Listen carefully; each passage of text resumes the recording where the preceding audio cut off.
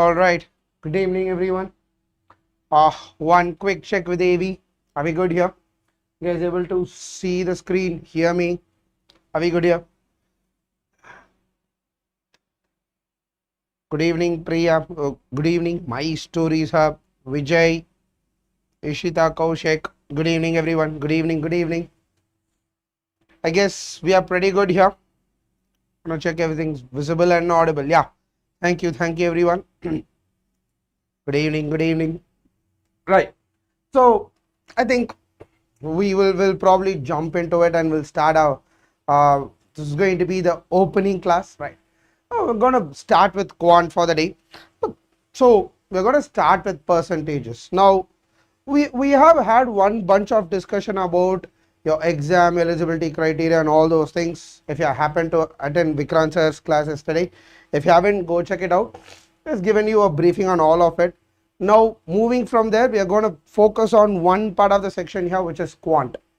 And quant, when we talk about quant, we are talking about mathematics here, your high school mathematics, to be very specific, which is nice to think of it, which is good. We all have this love-hate relationship towards maths. We understand that. Some people have an aversion, some people are scared of this. Do not worry, we'll ensure that we get the grounds covered. We will ensure that we score well here. Right. So when we talk about quant here, when we talk about cat quant, to be very specific, we'll start there, we'll jump onto other parts later gradually. When I talk about cat quant, so obviously we are looking at a section that's pure math here. So based on the previous data that we have, we are going to look at somewhere around, not somewhere around, so based on CAT 2024 and 2025, this has been the pattern for the last 2 years, 2023 as well, 2022 and all those places. We are looking at 22 questions to begin with. So 2022, I can keep going on and on and on. We are looking at 22 questions, and this 22 questions, we classify them into 5 modules. We're talking about it left, right, center, day in and day out. Let me just give you a glance of it once again. We're looking at 5 modules here, which happens to be your arithmetic, your algebra, your number theory, your modern math, and geometry. This is what we are looking at. Now, anyone who starts for quant, irrespective of where your comfort lies when it comes to mathematics, it doesn't matter whether you are super comfortable with quant, it doesn't matter whether you are starting from scratch, you are just going to power down and then go from the rock bottom, it doesn't matter. It is no brainer that we start with arithmetic. That's going to be the part where we are going to start. Arithmetic has to be your go-to, right? It's like winning a toss and electing to bat on a flat pitch, right? Irrespective of what the pitch is now. Now, if you are a team that's like West Indies, or you're playing T20, well, they're super good at setting, right? They win a toss, they will be like, we'll bat first. Or they chase, they're not going to be worried about it. They can chase it. But then look at a flat pitch. There's nothing to offer. You win a toss, you bat first. That's like it. It doesn't matter how good your batting lineup is. You win the toss, you choose batting. Your comfort doesn't matter. You start with arithmetic. Arithmetic has to be your go-to. It has to be there in the bag. Why people emphasize on the arithmetic module here? As you know, this is 22 questions is what we are looking at. The moment you get arithmetic in your bag, you are easily looking at 7 to 8 questions minimum. Sorry, looking at 7 to 8 questions here. 1/3 of the paper is pretty much covered. And if you feel like, hey, what impact does 1/3 of the paper gives you? If you can get your hands on 7 questions into 3, you are looking at 21 marks. I can assure you, you're already looking at 92-93%. I can even go more, but the bare minimum, irrespective of how complicated, how tough the paper is, the moment you can get your hands on 20 plus, you are easily looking at 92, 93, 94. You are there, and you have beaten 92% of the competition straightforward. And that's why getting your hands on arithmetic is super important. And that's why every time a batch starts, anyone who starts preparing for CAT, anyone who takes a class for quant, start with arithmetic, and I'm going to be no different from that. Start with arithmetic. And when you look at algebra, you're looking at somewhere around 5 to 6 questions. And this is going to be a second important one. Why am I saying it's second important? Of course, arithmetic is important. You cannot skip algebra.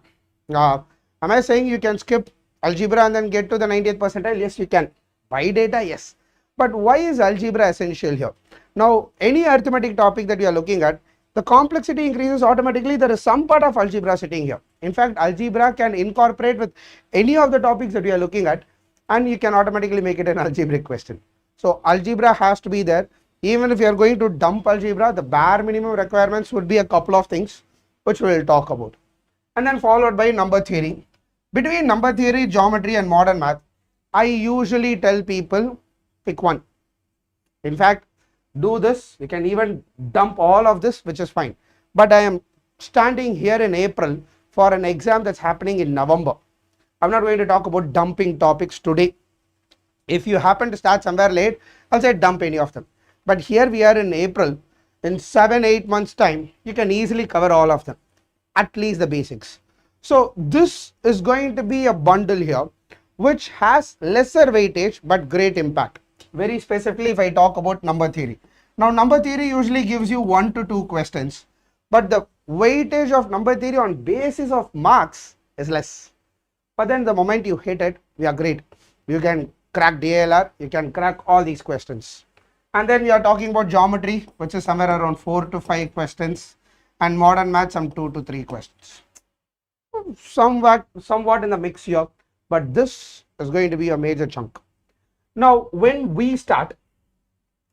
I talk about the entire module here, these are the topics that we usually go around with. These are topics that are going to be a first part: ratios and proportions, linear equations, and quadratic. This is how we will start, and then we'll go profit and loss, SI, CI, mixtures, averages, time and work, TSD, and then we'll go to number theory, then we'll do geometry, then we'll come to inequalities, functions, then we'll go to modern math. We have a plan, we'll go with it, but this 4 get in the bag before you do anything. Quadratic equations, linear equations, percentages, ratios. Any question will have any of this for sure, undoubtedly. So get them in the bag, we are through. Right. Now, enough of talking about all these patterns and stuff. We'll start with our first component here, which is going to be percentages. Before we jump in, I'm going to have one quick look at the chat here. Hello, good evening. Yes. I had started with arithmetic, but I couldn't understand half of the stuff because of algebra. So I began with number system, then algebra, then arithmetic, and it was easier that way. It's a Ella Summers, right? It's a comfort thing, Ella Summers. Ella. It depends on how comfortable you are. It's a preference thing. Solidly a preference thing. I would do number theory, arithmetic, and algebra. I would also do it because I have a sweet spot for number theory. I like that topic. Then I like modern math. Then comes arithmetic to me. In my head, that's how I have lined it up, based on my comfort, based on my liking, my experience. But if I talk on a weighted scale, on a preparation scale, it has to be arithmetic first. But then if you start the way that you have started, there's nothing wrong in it. You can start with geometry for the fact if you want. If you feel like I am good at geometry, I can do it, I have a comfort about it, you can start with it, feel good about it, and then do a transition to other topics. That's your choice. But the foolproof technique, the strategy that we recommend to everyone, irrespective of where you come from, is start with arithmetic, go to the other topics. That's all. Right? So when it comes to percentages, let's get into the topic. Let's solve some questions. Let's look at some conceptual ideas, and my way of looking around it, we'll do them all. Now, when I say percentages, the first question that I would ask you is, ask yourself, if you want to answer here, go for it. Is percentages really necessary? Is it going to be important? Is it essential in your day-to-day life. Forget about your cat, forget about your MBA entrance test, forget about placements, forget about anything for that fact. Is percentages necessary? Yes, everyone says. Kabilan says yes. Aditya says. Bhavin says very much. Why? Now let me ask you the next question then. Why are percentages necessary? Where do we use them extensively? Where do we use them extensively?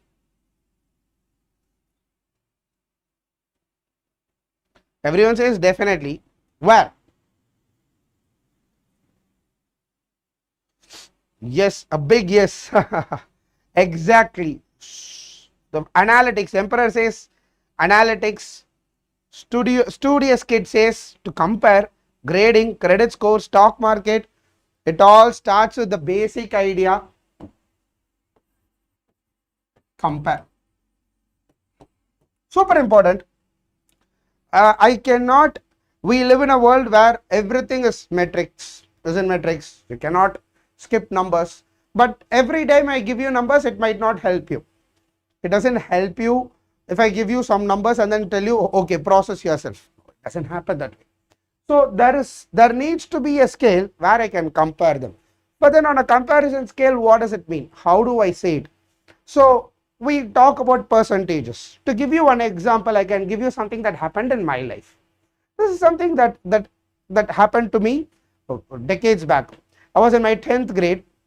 I have an elder sibling who is 2 years older than me. So when I was in my 10th grade, he was in his 12th grade. So what happened is I finished my 10th exams. I was waiting for my results, and then the results came. Back then, checking the results was not as easy as what you do today. You had to sit in a browsing center for hours, pay for it, sit with a 2G speed, with a very slow speed. You have to wait for the results. With the traffic, the entire website will crash. So we had to wait for a long time. I got the result and I happened to notice that I had 400 marks scored. I was happy. I was super happy about getting 400. But when I got back home, my mom was waiting, and then I told my mom, hey, I have 400. And then my family was not happy about it because my brother had scored 770 in his 10th. When he was studying his 10th, he got 770. And people were looking for computer group for him, and they didn't give computer group. And they were like, your brother got 770. He didn't get the group that he wanted.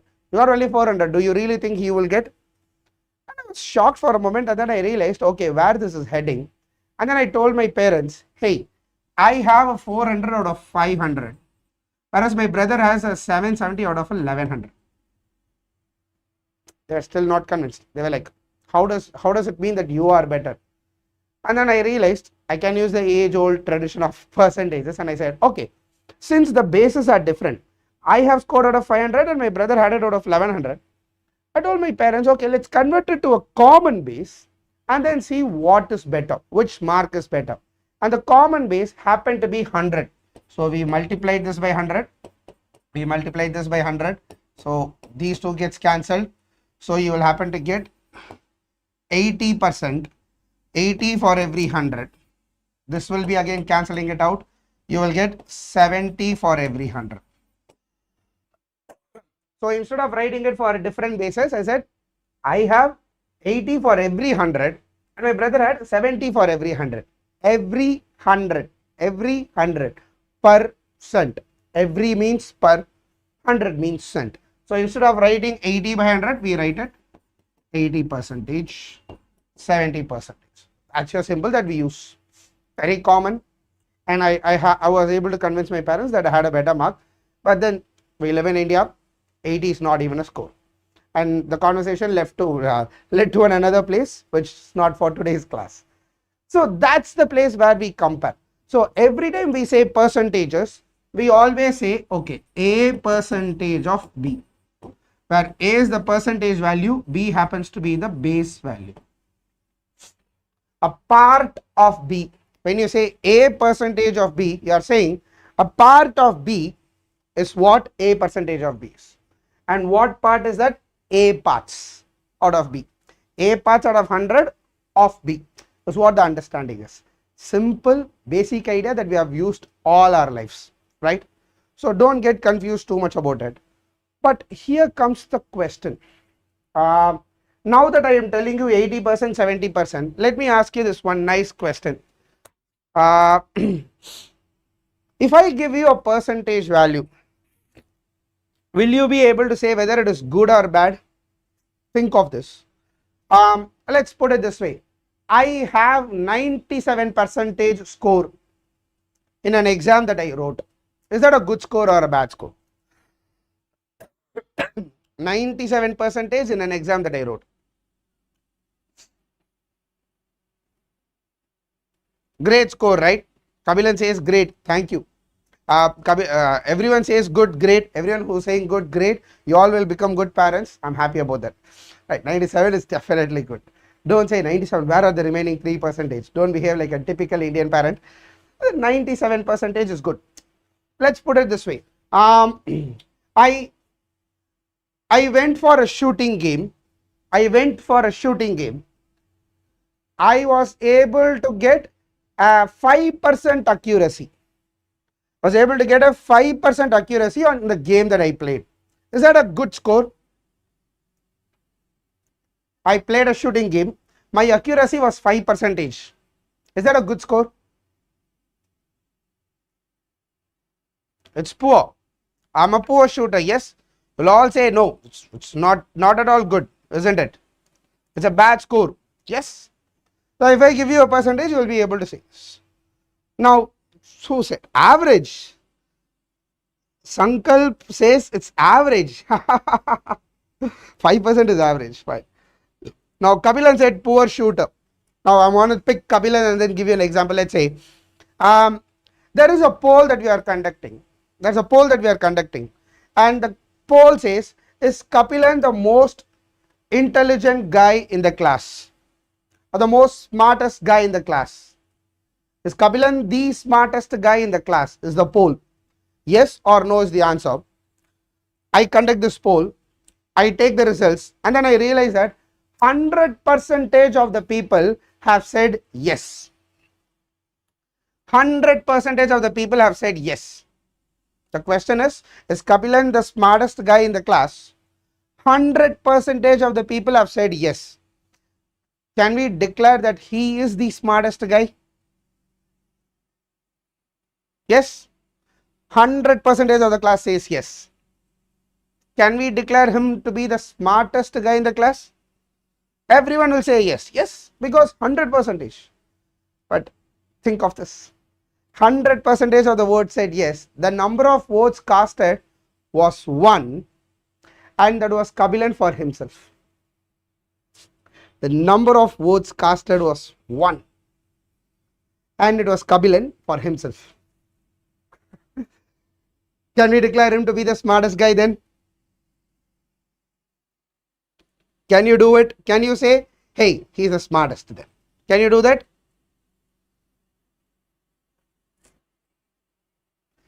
No, because when you think of, hey, 100% of the people have said yes, our minds do not think of 100% of what? How many people were there? Now, when I say I scored 97% in the exam, irrespective of whatever the total was, 97 is an excellent score, right? Irrespective of how many shots I take in the game, 5% is utterly poor. It doesn't matter whether I shot 100 or 1000 or 10,000 or lakh, it doesn't matter. 5% of my 5% accuracy is bad. 97% in the exam is great. But 100% of the people saying yes, my question will always be, how many people were there? How many people were there? So it's not just the percentage at times. We also have to look into the base value. A% of what? In a bunch of questions, they are important. Sometimes the percentage don't even matter to us. You can look at the percentage. You don't have to worry about the base value. It will always be the same. But in a few instances, you should also look at what the base value is, right? Any doubts here? Kabilan says, all right, pick someone else next time, sir. Noted. I have a bunch of examples. I have a lot of analogies to give. I'm obviously going to pick one or the other every time, so don't worry. Now, let's do it this way. I'm going to start giving you some questions. I want to give you 30 seconds. Answer all the 4 questions.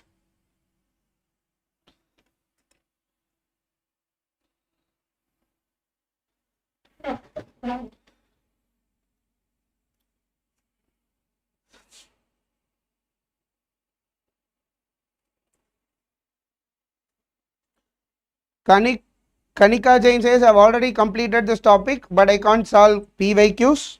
It's okay, Kanika. Takes time. We don't become a master of something on day one. Keep practicing. Solve a few more questions. We'll be doing some tough cat level questions when we do percentages in the next class. The next percentage class, we'll be doing some challenging questions that should also help you out. Right? Great, great, great. The answers are flowing like anything. Now, I gave you 30 seconds to answer these 4 questions. 30 seconds and 4 questions I gave you. But be honest, how much time did it take for you to do all 4? How much time did you take to solve all these 4 questions?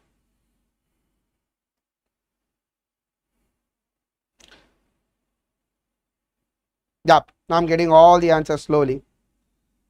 4 seconds, 10 seconds, 2 seconds, 5 to 7 seconds, 10 seconds maybe. Yeah, I'll say fine.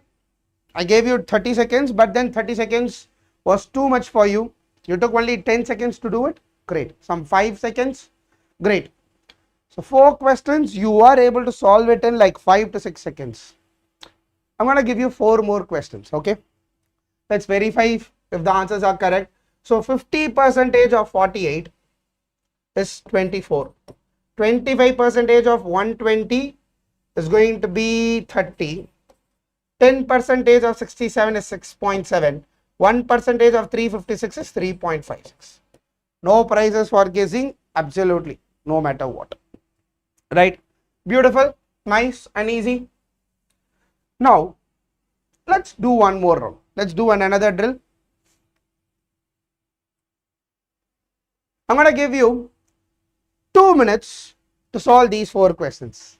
Instead of 30, last time I gave you 30, you took only 5-6 seconds. I am multiplying it 4 times the time that you took. I'm giving you 2 minutes. 4 questions on the screen for you, and your clock starts now.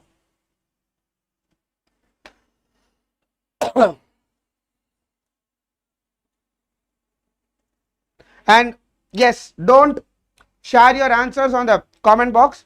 I want everyone to solve. So let's not influence the other people. If you have gotten the answers, just stay. Don't drop it until I ask you.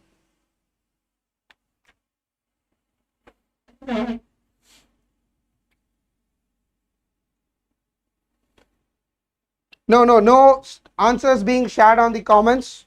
Wait, don't share until I tell you.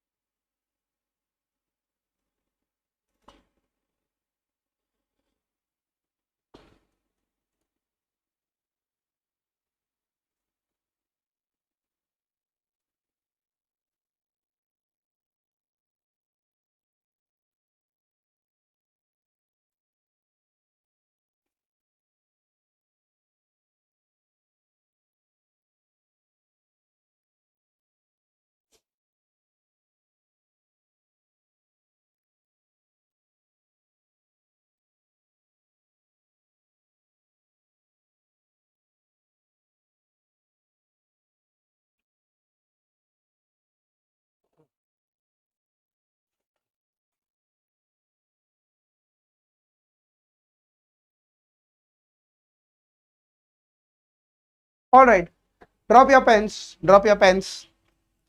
stop solving them. Let's have a look at it.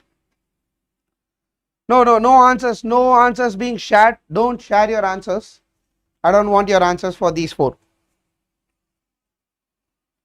Folks, don't share your answers. I repeat, do not share your answers until I ask you.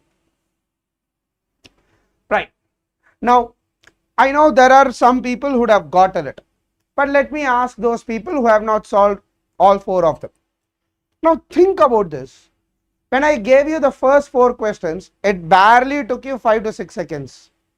Now how many of you here have not solved all 4 of them?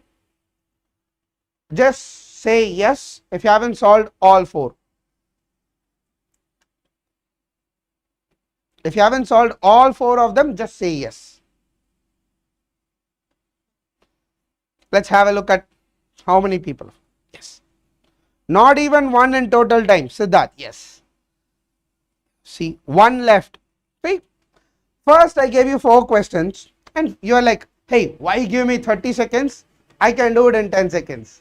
I give you another 4 questions and I give you 2 minutes. You come back and tell me, hey, I was not able to solve all 4 of them. Now, same 4 questions. Why was the first part easy, the second one tough? Will be like, sir, there are decimals here, sir. That's why we were finding it difficult. That's what your mind says. That's what your thought process will say.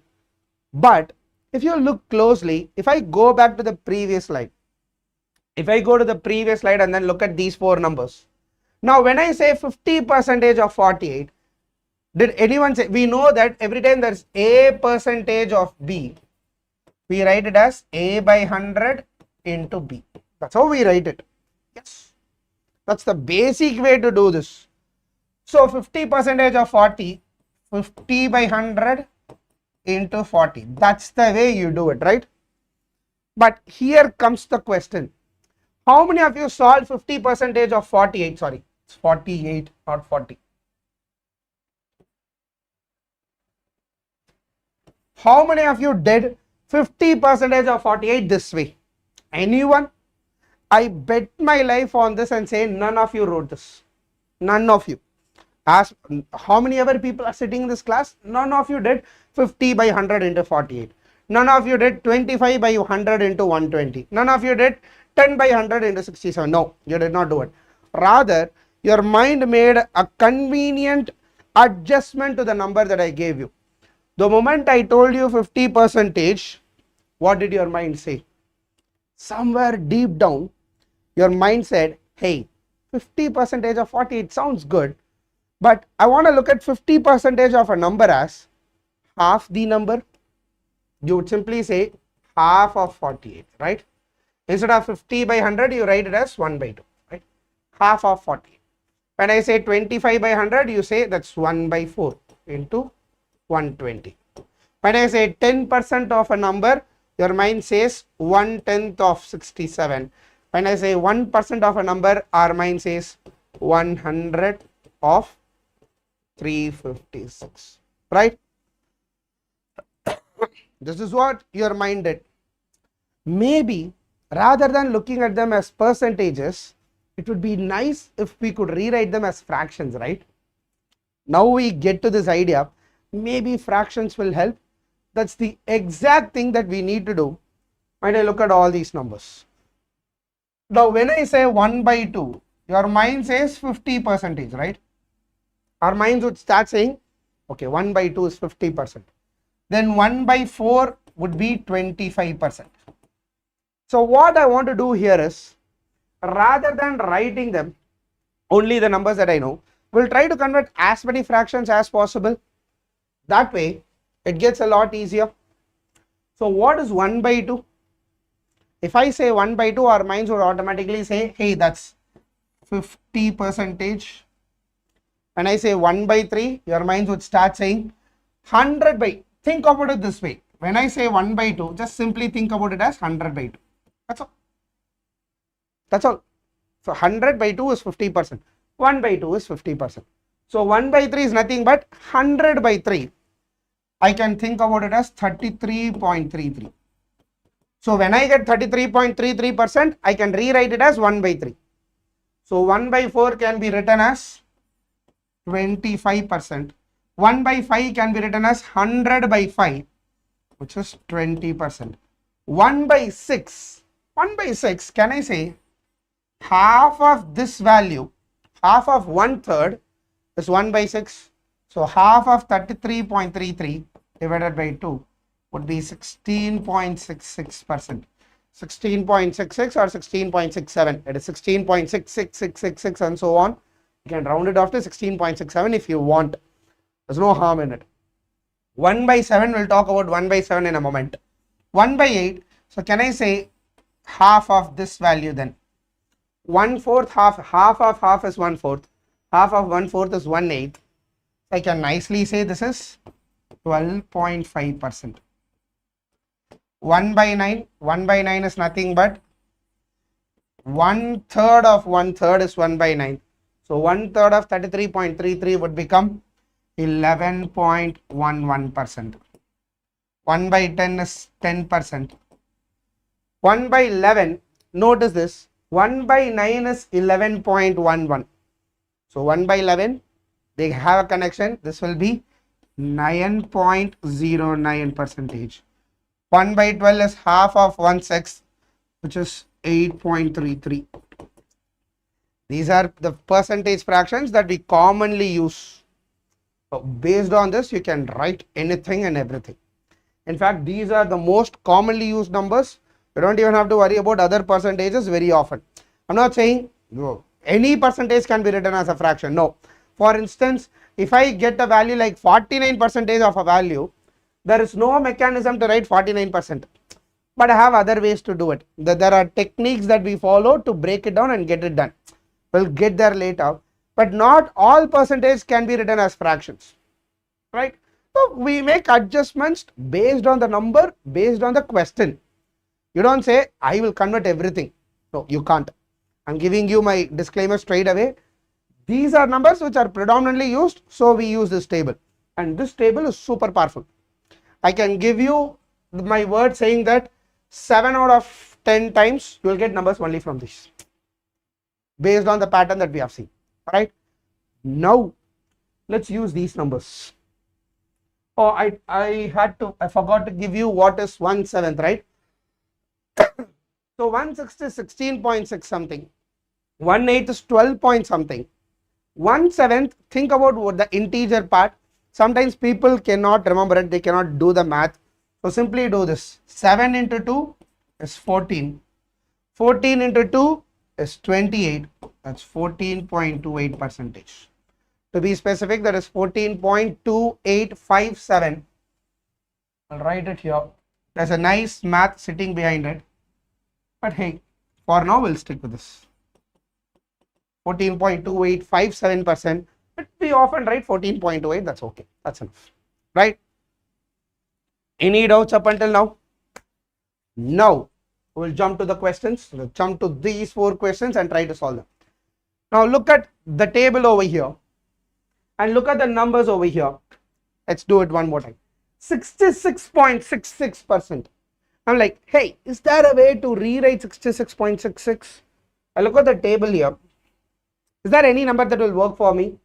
And then I realize, hey, 33.33 is what I have, but I need 66.66. If I can multiply this by 2, I'll get 66.66. Similarly, I'll have to multiply this by 2, which will become 2/3. So instead of 66.66, we can write it as 2/3 of 48. Now it gets a lot easier. 2 into 16 is 32. Right? Simple. You have to pick your numbers, you have to pick your game and then play it. Pick the sweet spots. Pick the numbers that are convenient for you and then we'll attack it. 45.45% of 77. Now I want to look at some number that will give me 45.45. Is there anything that will give me 45.45? I notice I have 9.09. If I multiply this by 5, I'll get 45.45. I'll also have to multiply this by 5. So 45.45 would become 5 by 11 into 77. Cancel it, do the math, you will get 30. Clear? Are we good here? Simple, elegant. Look at this now. 5.555 of 80. Look at the table over there and see if there is anything that will give you 5.555.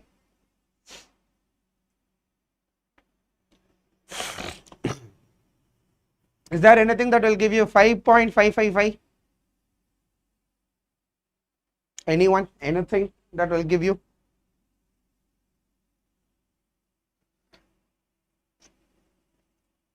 Athar Bhavin says 590, 5 by 90, brilliant. 1 by 9 is 11.11. 5 by 9 will become 55.55. But I want only 5.555. So you'll divide that by 10. That will give you 5 by 90. Brilliant. So 1 by 5 by 90 will be 5.55. Excellent. But the problem that we have here is 5 by 90 into 80. If you want to do this math, not again divided by 90.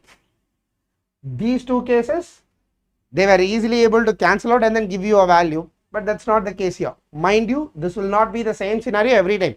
Sometimes you will get 5 by 11 of 31. You'll have to do the math, you'll have to pull out a calculator and do the math.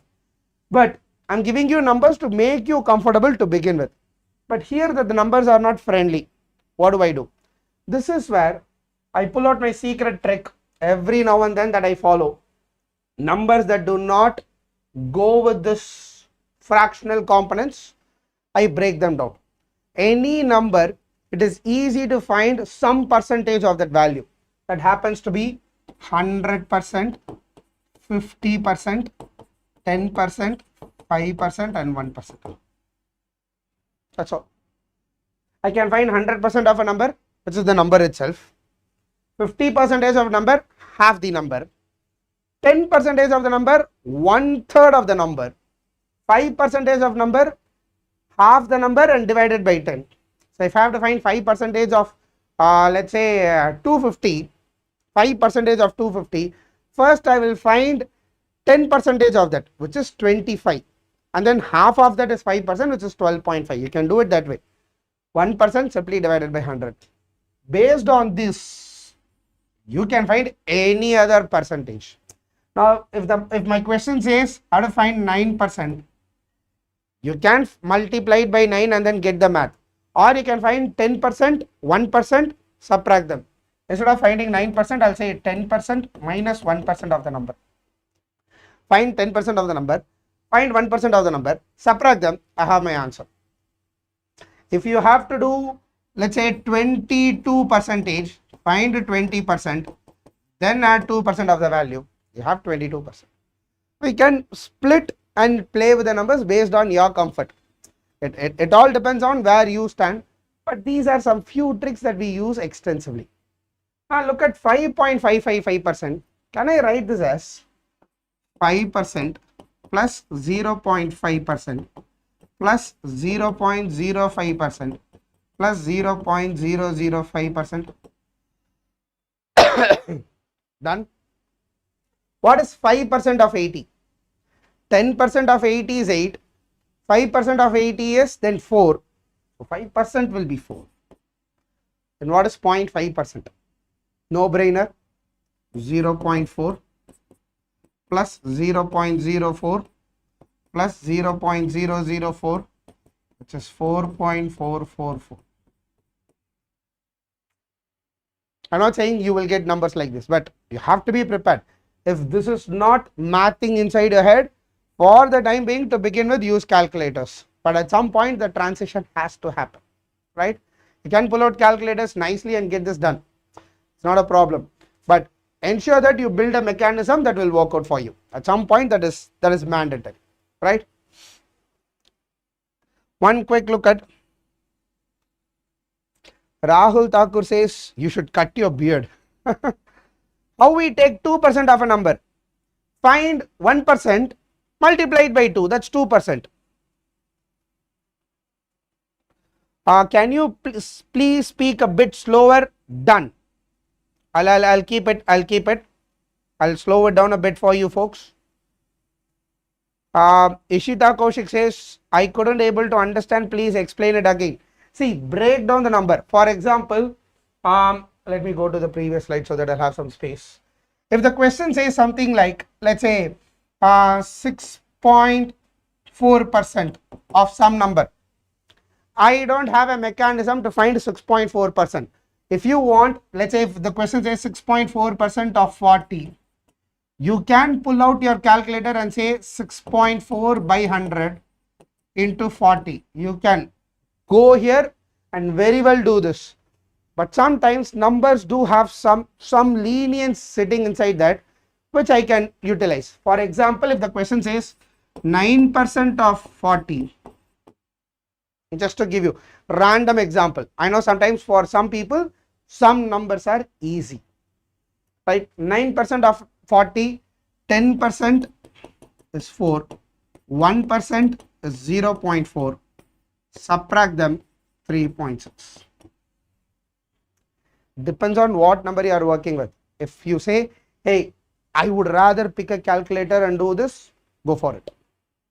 Go for it. I'm all up for doing it, right? To give you some little more context over here, how do you do 84% of 150? Can I do this 84% as 50% plus 30% plus 4%? Or you can do it as 100% minus 16%. These are questions to make you understand how you can break them down. Because 50% is easy. 50% of 150 is what? 75, half of that value, plus 30%. How do you find 30%? Find 10, multiply it by 3. 10% of 150 is 15, multiplied 3 times would give you 45. Plus 1% is 1.5. So 4% will be 6 plus 6, which is 126. I repeat, I'm not telling you this is the best way, but I'm telling you for some scenarios, relying on the calculator is not a good option. So learn how to break it. That's important, right? Now are you comfortable with the pace, folks? I think I've slowed down a bit. The speed is okay, Rahul Thakur says. Anjani Kumari is saying I'm unable to understand. Now does it make sense, folks, everyone? Kabilan has an idea that he has shot me. There is sometimes I tell people some things are now, for example, you live in this world, some things are ethically correct, legally incorrect. Some things are legally correct, ethically incorrect. Legality, it will be correct. By law, it will be correct. By ethical mindset, it won't be, right? There are a few instances like that. For example, some ideas are logically correct, mathematically incorrect. I mean, mathematically the value will be same, but you cannot use that logic. For example, I tell people, if I find A percentage of B, I find B percentage of A, are they equal?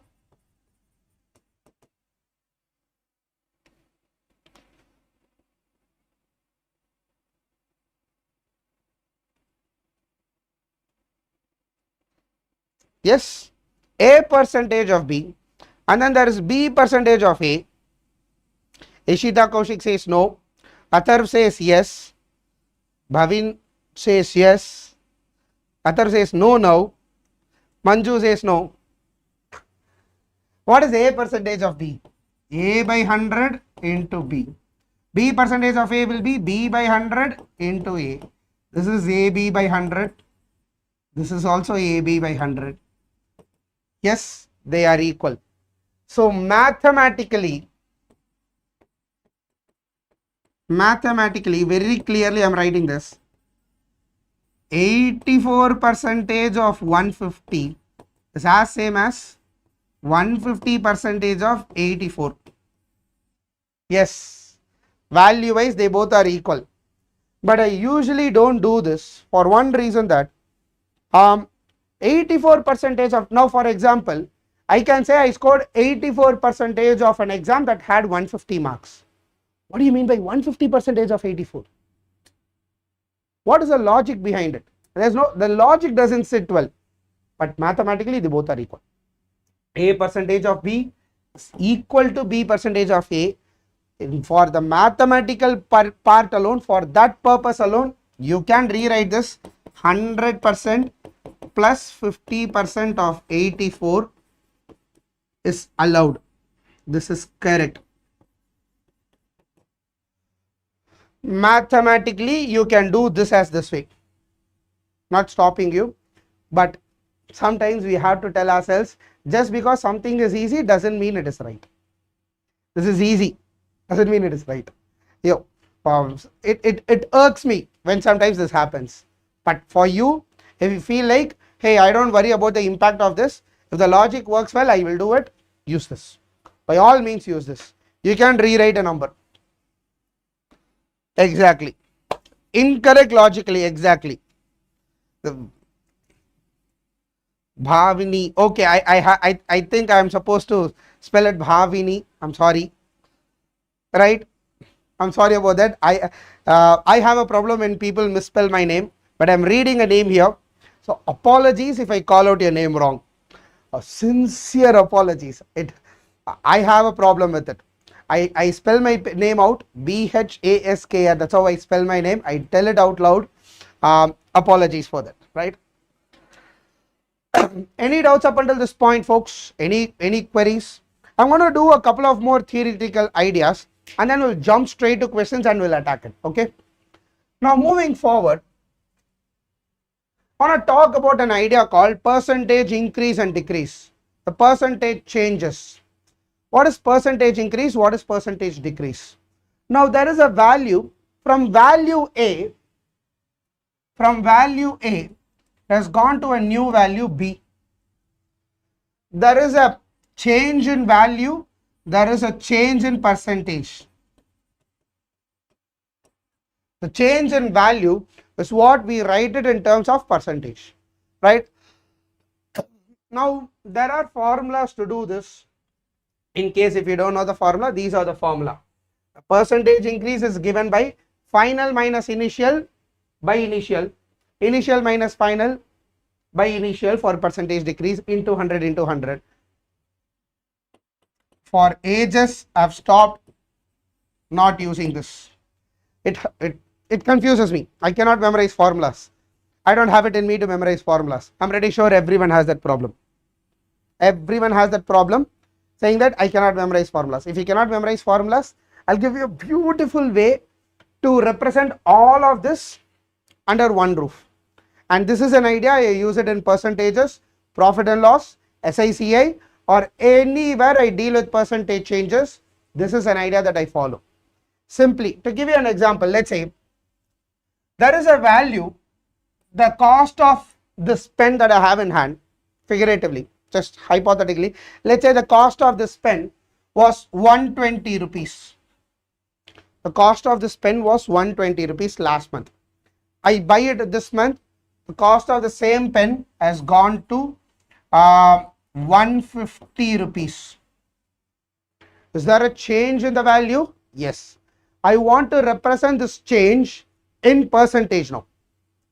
I want this entire change to be represented in percentage. Now what is a change in percentage? I don't want to use a formula. I will simply ask two questions. The answers for those two questions will give our value. What are they?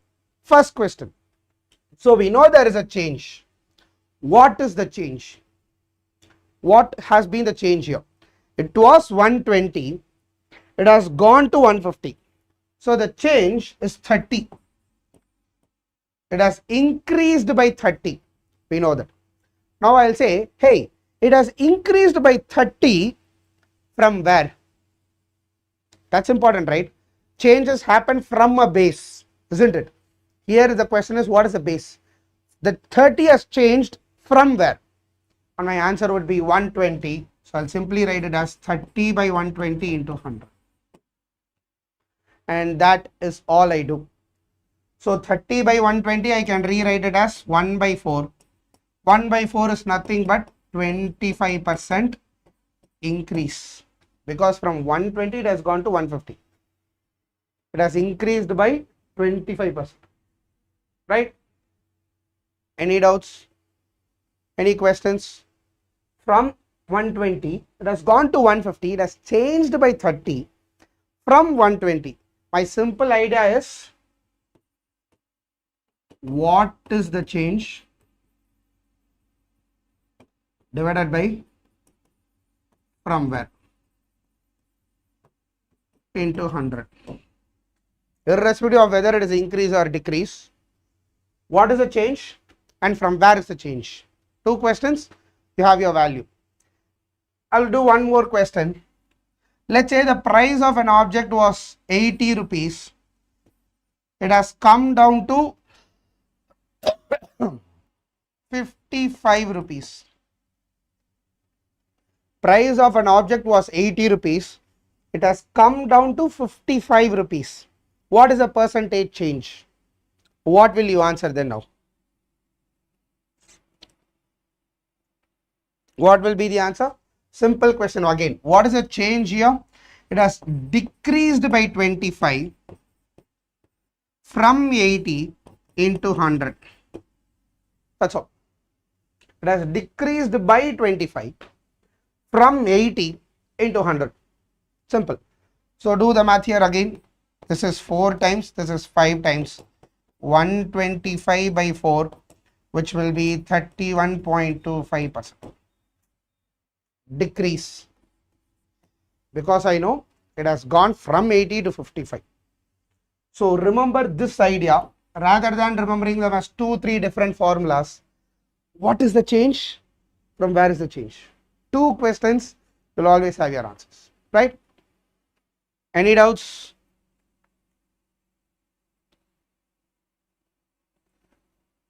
Are we good here? Any questions? Then comes another nice simple idea. Now imagine we have a class that has 100 students. Okay.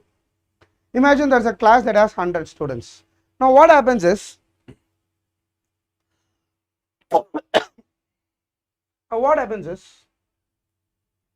from 100 it has gone to 160. It was 100, from 100 it has gone to 160. Now from 100 to 160, what will you call as a percentage change here? From 100 to 160, how do we write the change? We'll do the same thing, right? From 100 to 160, it has increased by 60. From 100, or you can simplify this as 3 by 5 increase. I can write it as 60%. 1 by 5 is 20%. So 3 by 5 will be 60%. Right? Nothing tricky about it. Simple, elegant step. Now, the class of 160 has gone back to 100 again. It was 160, but it has come back to 100 again. What should be the percentage decrease? 100 to 160, it is a 60% increase. 160 to 100, what percentage decrease will that be? Your mind should immediately say, hey, 60% decrease. If your mind is saying 60% decrease, let's verify if it is 60% decrease. From 160 to 100, it is again a decrease of 60, but from where? From 160. I can write this as 3 by 8, or this will become 37.5%. 1/8 is 12.5. 3 times that value would be 37.5. Right?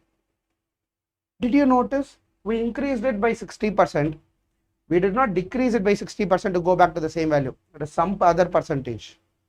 Now my mind starts worrying about, hey, how do I find it? Do I have to do the math every time?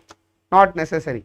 I'll break this down for you. From here I'm going to derive a beautiful idea called the inverse proportionality rule. I have one very powerful trick up my sleeve here, which I call it the inverse proportionality rule here. Anywhere and every time you look at something that is inversely proportional. What is inversely proportional? When one goes up, the other one comes down. When there is a relation that's inversely proportional, the idea that we are going to talk here works brilliantly. What is that idea? Now let's do this. I want to rewrite this entire statement here. From 100 It has gone to 160, comes back to 100, 60 by 100. We write this as 3 by 5 increase. Or rather, let me give you some other easy example. Okay, we'll start here. Now, from here to here, 60 by 160, we write this as 3 by 8 decrease, right? Okay, we'll keep this. Let me rewrite these numbers to something else now. Let me take 100 to 110. So 10 by 100 is increasing, which you can call it 1 by 10 increase, right? If you come from 110 to 100, it is still a 10 change, but from 110, which we write it as 1 by 11 decrease. Now look at the correlation here. 3 by 5, 3 by 8, 1 by 10, 1 by 11. Is there a generic idea that I can derive? Let's do one more. Let's say from 50, a value goes to 70. The change is 20 from 50, which I can write it as 2 by 5 increase. But if it goes back, it is still 20 decrease, but from 70, which I can write it as 2 by 7 decrease. Now, once again, look at all the three ideas here. See if there is some correlation that we can build here. Based on increment or decrement initially. Simple idea. Can I write all of this? Look at this. 3 by 5 increase corresponded to 3 by 8. Can I write this 3 by 8 as 3 divided by 3 plus 5 decrease? Instead of 3 by 8, can I write it as 3 by 3 plus 5? Look at this here. I had a 2 by 5 increase. It has become 2 by 7 decrease. Can I write this as 2 by 5 plus 2 decrease? Instead of 7, I can write it as 5 plus 2. Look here. 1 by 10 increase became 1 by 11 decrease. Can I write this as 1 by 10 plus 1 decrease? So there is some connection, right? There is some idea, there is some technique that I can plug it in here, use it. What is the property then? I call this property the inverse proportionality here. Whenever there is a by n increase, there will always be a by n plus a decrease to compensate it. Beautiful, powerful idea. Vaibhav is asking how to change my batch to elite. Vaibhav, reach out to our people, reach out to the support team. They'll be able to help you out in changing your batches. Reach out to them, drop them a mail, connect with them. They'll be able to help you out over here. One of my most powerful ideas that I use day in and day out is this. If you haven't learnt all this while, now is the time you learn it, right? Any doubts?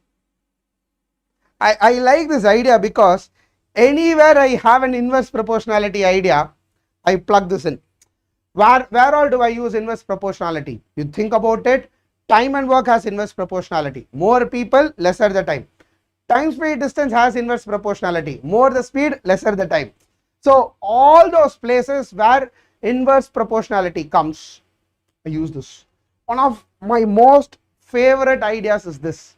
Wherever I see an a by n, that's an a by n plus a. A by n increase, a by n plus a decrease. Straight away.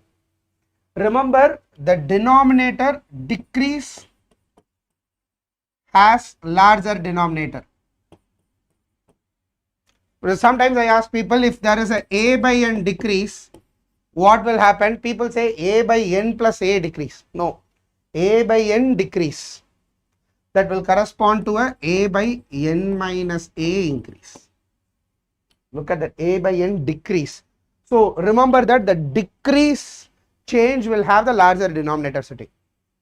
So you don't have to write this as a rule, because again, every time you do that, we get confused. Remember this property, which works magic. Trust me.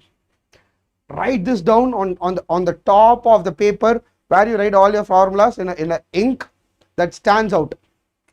4-5 topics I use this extensively. I use this in SICI, I use this in profit and loss, I use this in time and work, I use this in time speed distance, I use this in percentages, I use this in proportionalities, ratios.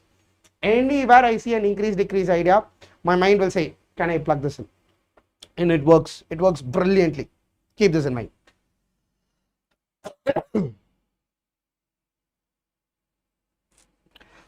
Inverse proportionality rule. Long time no see since the 10th.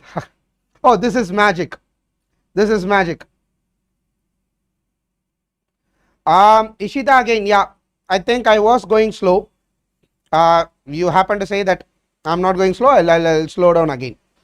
I'll get used to it. I have this habit of slightly running away, folks. Of course, English is not the language, my native language. It's an auxiliary language that I've learned. So when I talk in my local tongue, I tend to keep it a little slow. But when I speak in English, there is a chance that I make it a little fast. I'll pace it down for you.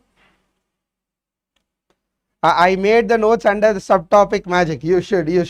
There are a lot of tricks up in my sleeve, not literally. But then I use a bunch of ideas that work magic.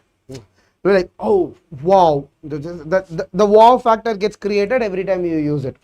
I'll share them every now and then. You're going perfect. Thank you, Harsh. Rahul is asking, what's your local tongue?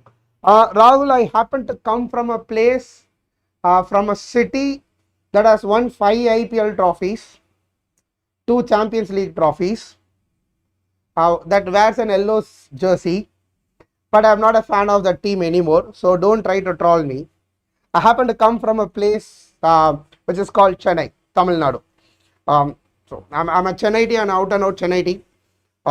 So that's my local tongue, happens to be Tamil.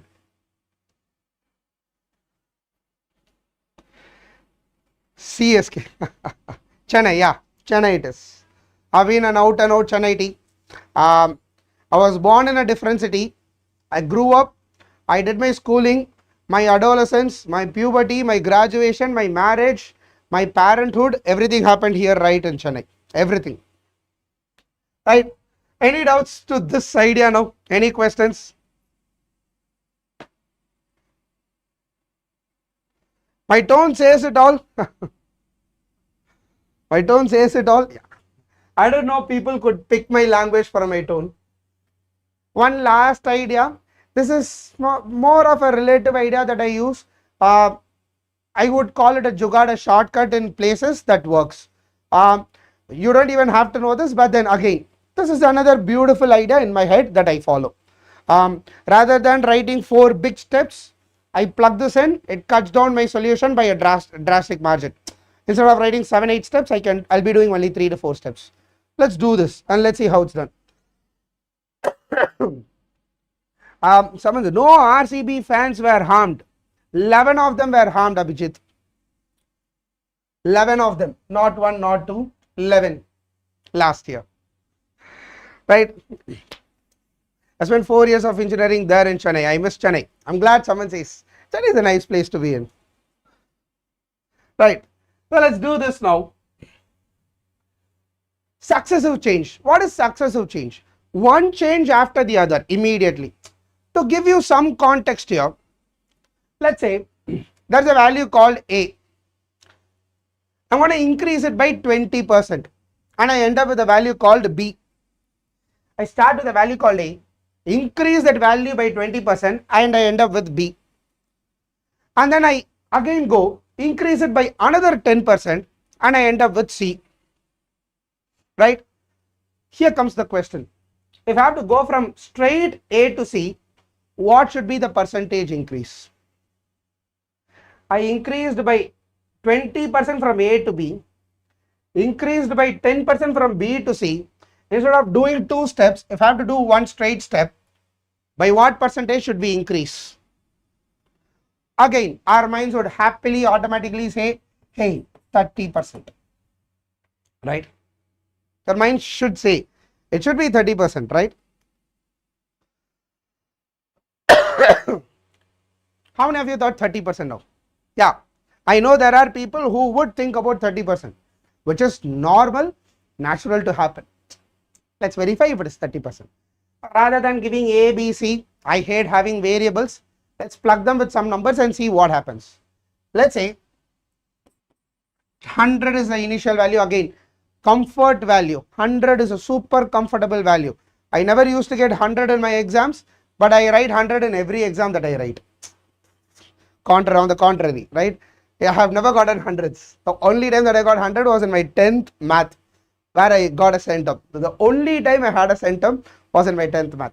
Apart from that, every other time I write 100 in every exam that I go in. So we'll start with that 100. Now let's say this 100 is increased by 20%. You would end up with 120, right? You would get 120,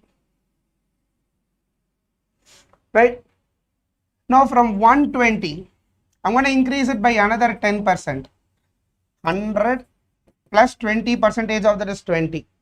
From 120, 120 plus 10% of 120 is 12. So which is 132. But if you look from 100, it is not 30%, rather it is 32%. Right? It's not 30%. It is 32%. But is there a way to again rewrite all of this in some way that I can work around it? Now, let's see if that can be done. I want to take this slide off again. Here comes this question. From 100, 20% increase is 120. Another 10% increase is 132. So from here it is 32%. But how? Or rather, why? Where is this 2% extra coming from? Why is it increase of 12 from there? Ishita, check this. 10% of 120 is 12. You are taking 10% of 120. You are not taking 10% of 100. You are increasing B by 10%. So 10% of 120 will be 12. So that's 132. Right? Now let's do this. Let's understand why this is happening. From there we can break down a simple idea of this. Okay. So when the value was 100, you increase it by 120%. You are taking 100 plus 20% of 100. Or I am writing this as 100 plus 20 by 100 into 100. Right? Now this value is further increased by 10%. Right? This value, which means you are taking this 100 as it is, plus you are taking 10% of 100. I need that 10% of 100.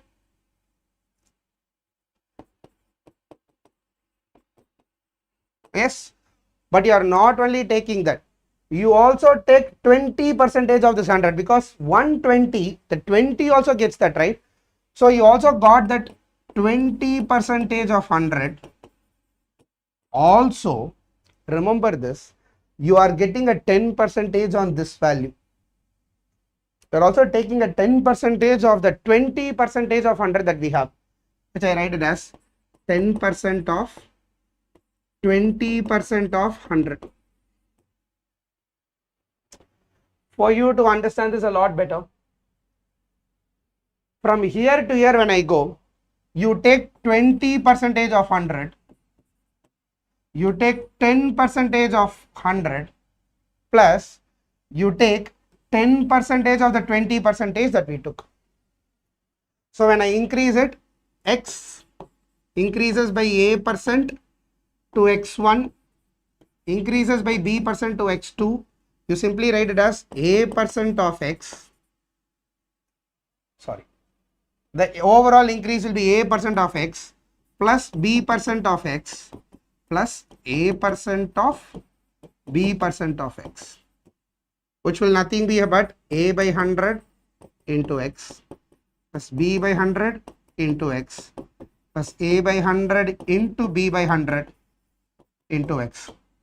I know I am boring you a lot with the theory part, but I want you to be very comfortable with why a certain thing is happening. I cannot tell you this is a formula, memorize this, plug it in the exam, you will get it through. No, I don't want to do it.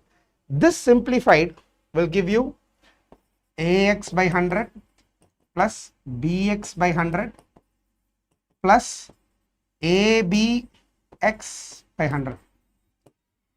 Dividing this entire 100 square.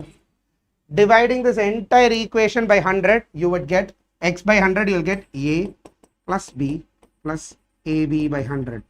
And that is your successive formula when two percentages are acting. I am simply saying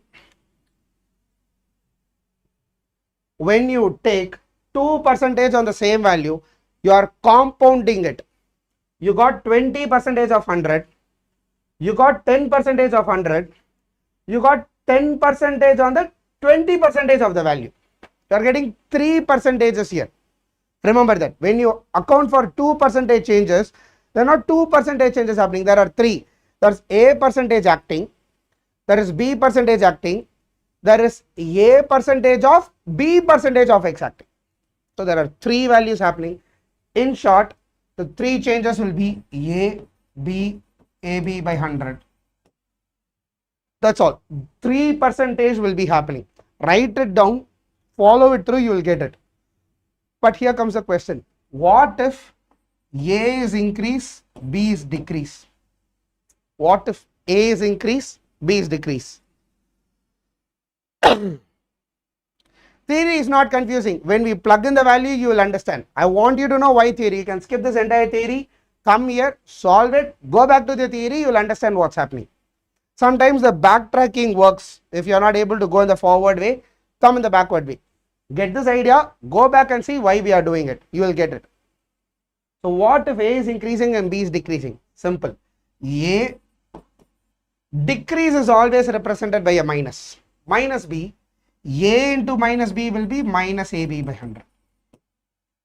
Simple idea. When both of them are decrease and decrease, minus A minus B plus AB by 100. So depending on increase and decrease, the sign changes.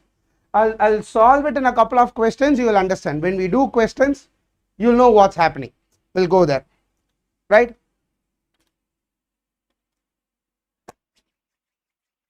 We'll jump. Sankalp and theory is confusing. Kanika Jain is saying it's a bit confusing. N numbers if percentage increase is constant? No. N numbers if it is increasing, it depends. The changes happen on one or the other way. We'll do that. Right.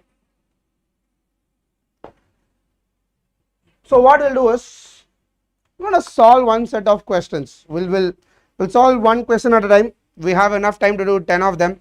What I'll do is I'll give you the questions, we'll solve them, we'll get it better. We'll amp it up slowly, right? So to begin with, now let's keep it simple. Read the question, solve it. I'll give you 2 minutes each question. Any question that we are solving today is based out of the theory that we have discussed today. Nothing more, nothing less. We have questions of all types, we'll do them all. So look at the first one here. I'll give you a minute or 2 for you to ingest the question, understand, and then we'll solve it.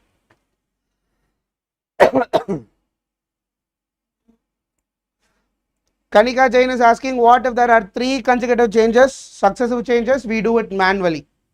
The reason why I write successive changes only for 2 percentages, questions on that format are very prevalent. Once you do this talk class, when we go to profit and loss, when we talk about discounts, markups and stuff, you'll understand why the idea of successive change for 2% is necessary. I'll be using those ideas over there.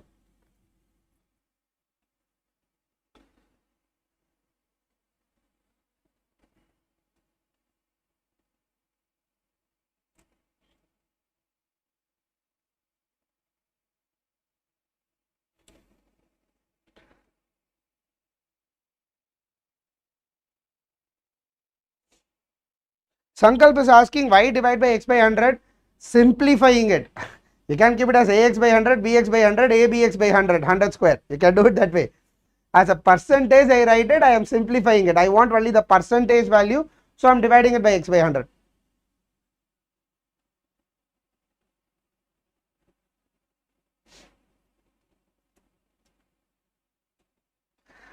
Ayush, there is absolutely no necessity to have a challenge here. We are not in a place where pace matters. We are at a place where understanding matters. So let's not push. Ayush, don't push people to do it fast. Don't make them make mistakes. Let's not do that. If you are getting it in a very quick time, brilliant, great. But let's not have trophies for doing it in the fastest time. Yes. Increased multiplying factor, yes, Diya. Exactly the same idea in variables. Absolutely the same idea. A man spends 28% of his, can't be its. A man spends 28% of his monthly income on groceries. If his grocery expense is 560, what is the household's monthly income? Simple. He has an income. And they say 28% goes on groceries. This is for the rest, which is 72%. We are not bothered about this.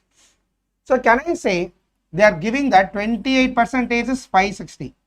Can we say 28% of income is equal to 560?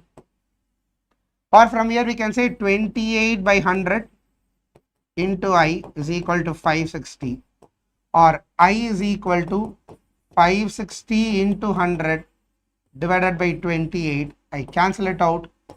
Income is $2,000, and that's our answer.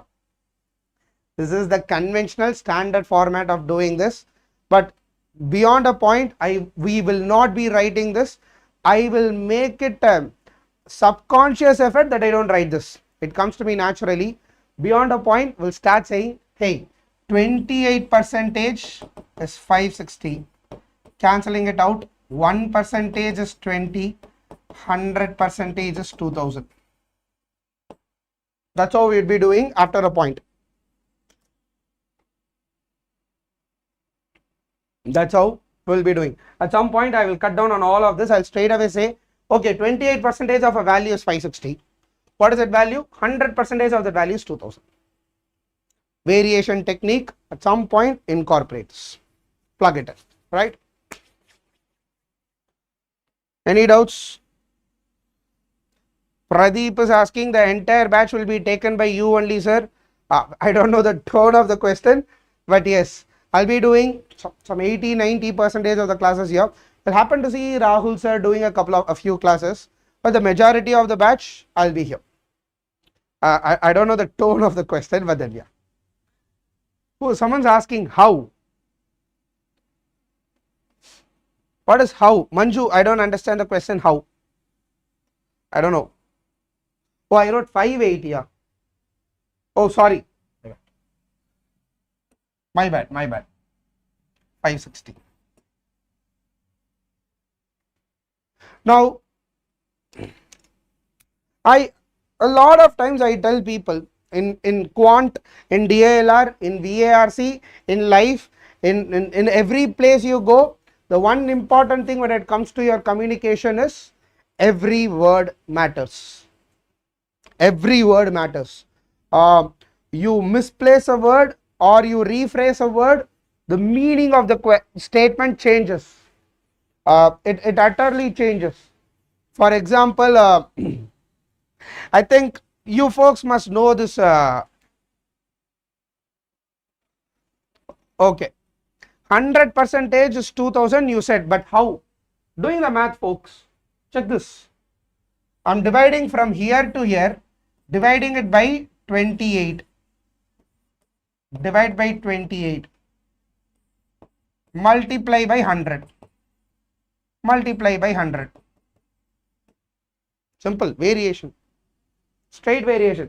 I divide this by 28, 28% by 28% is 1, 560 by 28 is 20, into 100 into 100, right? Now coming back here, oh, every word matters. The position of the word matters. More importantly, I also tell punctuation matters, position of a word matters, framing of the sentence matters, everything matters. I think one example that you probably all can relate is this. This is a very famous Instagram quote that I've seen in a long time. I haven't seen this in a long time now, but then I'm pretty sure you all should have seen this. There is a phrase, there is a quote that says, but I love you, but, or two different statements. I'm pretty sure you all would have come across this. I love you, but I love you. They're not the same. The idea of the two sentences, it depends on where you are. We tell people anything after the but is BS. Now, anything after the but, you tell people, hey, you are great, but. When I put it that way, it means that there is something that's not going to be okay. I tell you are perfect, but you are not suitable for me. You are not perfect, but suitable for me. The idea changes, right? So the position of the word matters, right? There's a very nice sentence. This is something that's classic English teachers use for modifiers. A guy in his company for a week's leave, he went and wrote a letter saying, I went to my native to sell my land along with my wife. That's what he said. When you read this, you will be like, you will understand something. But then deep down you realize that he wanted to say something, he said something else, right? I went to my native to sell my land along with my wife. It's a beautiful sentence. There's a lot of stories that comes along with it. So look for every word in the question, they matter. They matter. For this question, for instance, if you read all three of them, you'll notice like you will be like, hey, all three of them are same. What is the difference that I'm seeing here? There's no difference that I'm seeing here. Deep down you'll realize that there's only one word changing in all three of them, and that is here. Except for these three words in the three questions, the rest of the question is all one and the same, right? They are the same. But does it change my answer? It does. It bloody does. This one word changes the context of the entire question in all three of them. We'll do it. We'll do one at a time. We'll do the first one. Question says, the price of a pen decreased by 20% to 120. What do you mean by this? I have a pen. The price of this pen went down by 20%. This went down by 20% to 120. Now there is an initial price and there is a final price, and then all three of them are decreased. So there is a discounted price. Now this 120 signifies what? Decreased by 20% to 120. So is this 20%, 120 your initial price or your final price or your discounted price? Your answer is 120 is your discounted price. In all the three questions,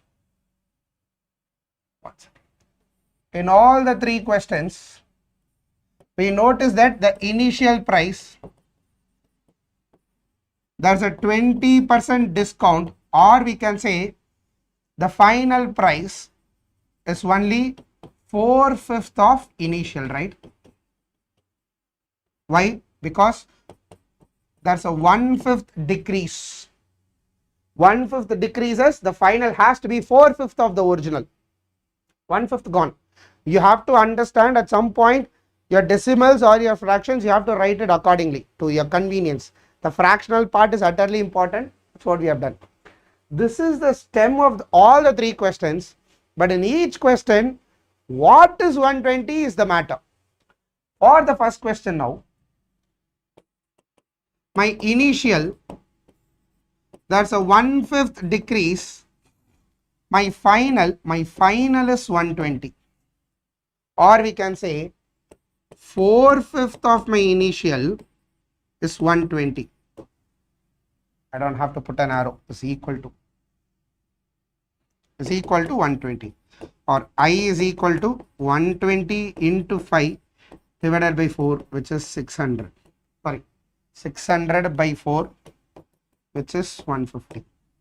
So the original price of the pen here is 150. Yes. If I look at the second question here,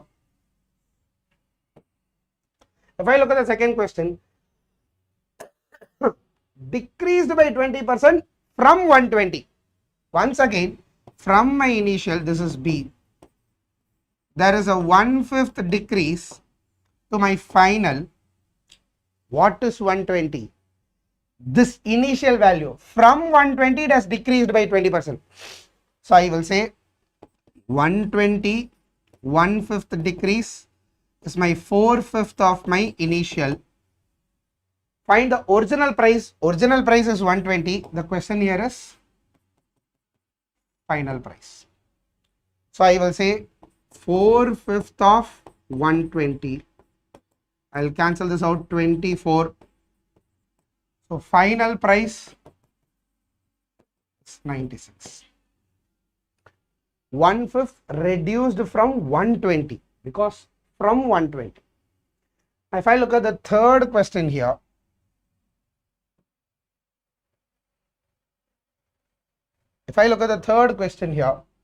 decreased by 20% or by 120, what does it mean?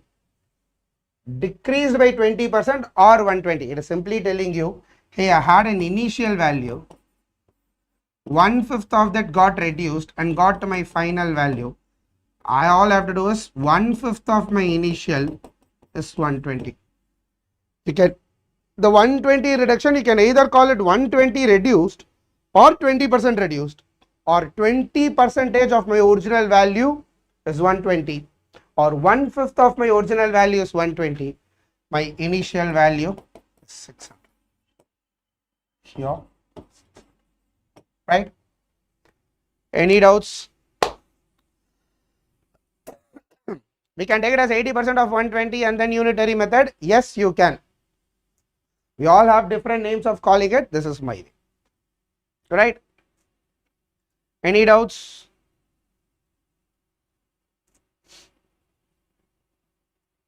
Can I explain C again?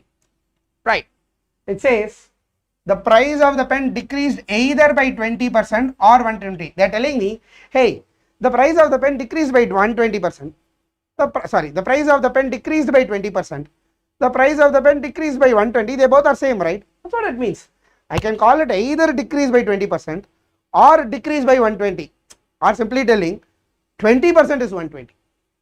So 1/5 of my original value is 120, original value is 600, right?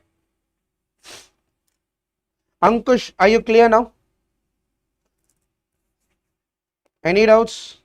Ayush has done the entire question by 1 minus 120 by 0.8, 120 into 0.8. You all can do that way.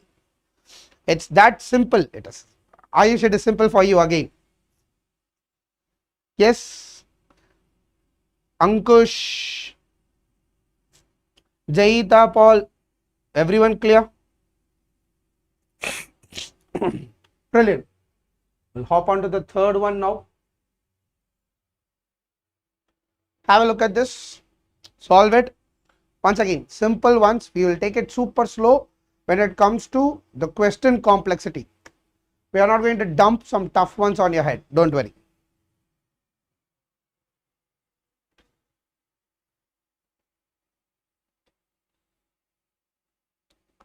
My story is 120, A 120 is final value, 120 is initial value in B, in C 120 is discounted value. Am I right? Yes, you are. You are, absolutely.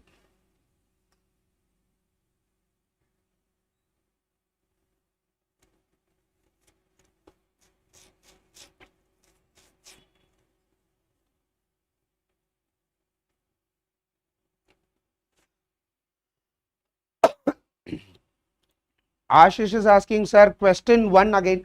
Now folks, if I move forward to the other questions and you get a doubt in the previous questions anywhere, we'll revisit it at the end, or check out the video once again, we'll discuss.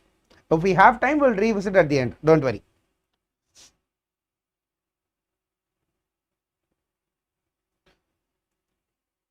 Abhijit is asking, will you carry on from this topic when you will take another class? It depends. If the next topic is something that's, for example, the next class will be on ratios, we might be probably taking 1 or 2 from there, but we'll be extensively be covering ratios.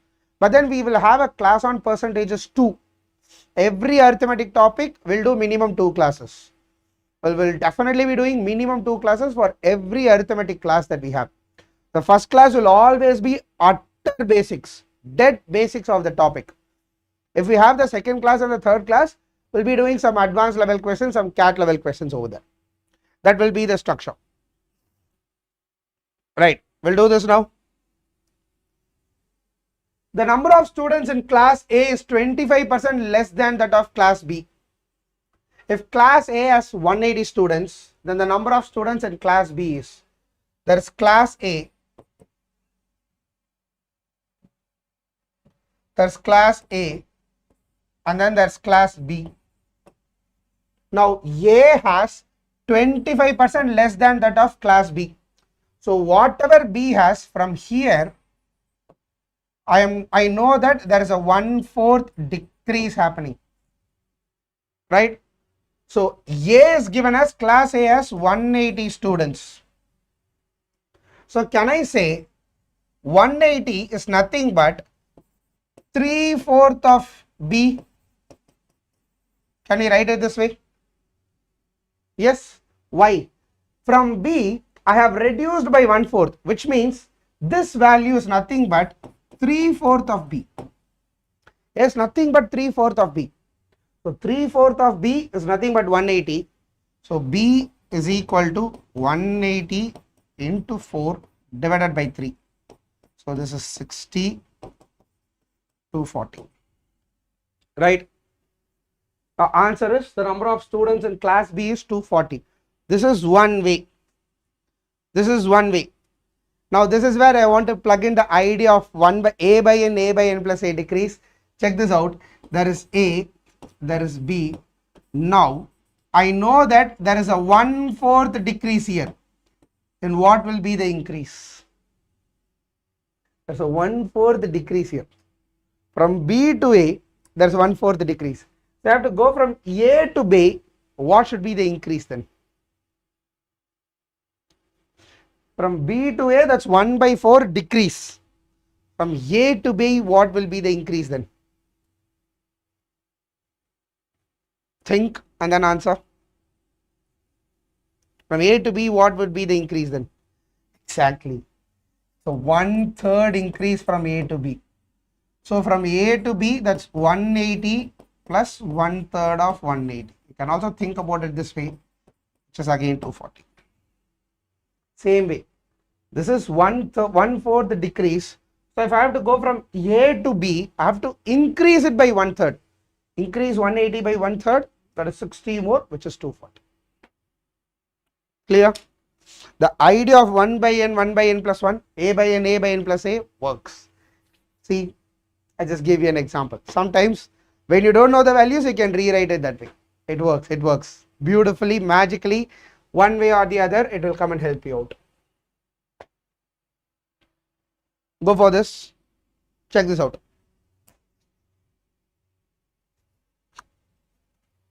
I'll give you another 2 minutes. Yes, Ujjwal, you'll get the notes PDF. In the class, whatever we do, you'll get a PDF of the class. So don't.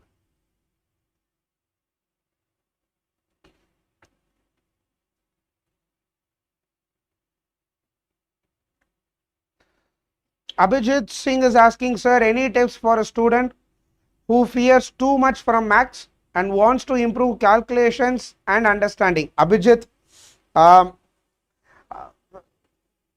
know it's easier said than done, but let me give you one standard recommendation that I tell people day in and day out.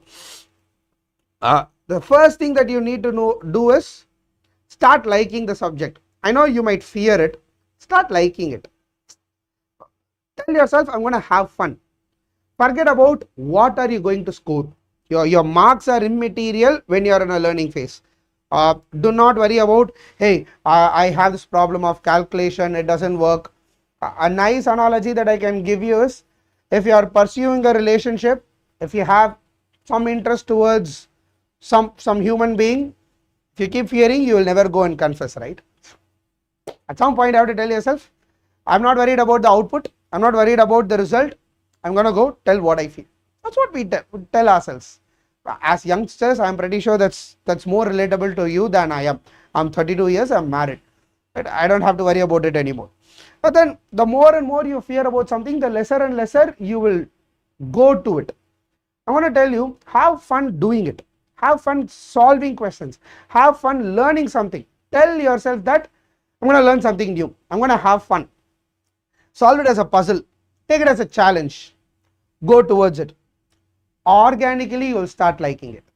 That's how my love towards this subject happened.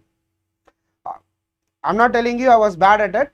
I did have some innate skill towards mathematics. I think it has been there in the gene. So I started loving the subject at a very young age. But then every time I do a question, every time I solve with my peers or whoever it has been through my years, I take it as a challenge. We do it in a fun way. We think about how can it be solved, what are the nooks and corners, the nuances that I need to know about. We do it and we have fun about it. We have fun talking about math. Or do that, it will help you a lot better. Stop worrying about what will happen. Oh, what will happen? Don't worry about it today, the least. Ayush is saying I'm a repeater. CAT 2025 slot 3 LRDI 94 percentile, QA 92 percentile, VARC 59. It's my gap year. So stressed. Ayush, there is a very popular theory that people follow. Is there something bothering you? Yes. Then no. Then why worry? Is something bothering you? Yes. Can you do something about it? Yes. Then why bother?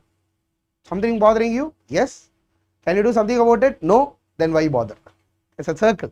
I understand the gap year. Sometimes people get frustrated about having gap years, having low ACADs, not having a great profile, not having a great CATs, not having great 10th, 12th UG profile, learnings, certifications, call it anything. Yeah, put them in a bundle. All I ask them is one question. Can you do anything about it? The answer is no. Can you do anything about your academics today? Can you do anything about your profile today? No. Can you do anything about your job proficiency today? No. But there is one thing that is in your controllable variable. What is that? Your CAT score. Worry about that today. I understand the agony that follows with having bad profile hurts. It hits you hard. I tell people that cannot be changed. But the one thing that's definitely under your control now is your CAT score. Work for that. Get a better score. Get a kick-ass percentile. So no colleges will tell you, I'm not taking this guy. Get a 99.9. Then let's worry about the other parts. I know you will miss out on other metrics when it comes to the interview. I'm not denying you that. The chances are less. Rather than worrying about your profile getting a 92 percentile, I would rather say my profile is bad. Let me get a 99.9 and then let me see where I can go. At least that's one thing in your control now, right? So worry about that. For the next 8 months, that should be your concern, not anything else. Exactly. CAT washes down the old sins, definitely. That's the other way.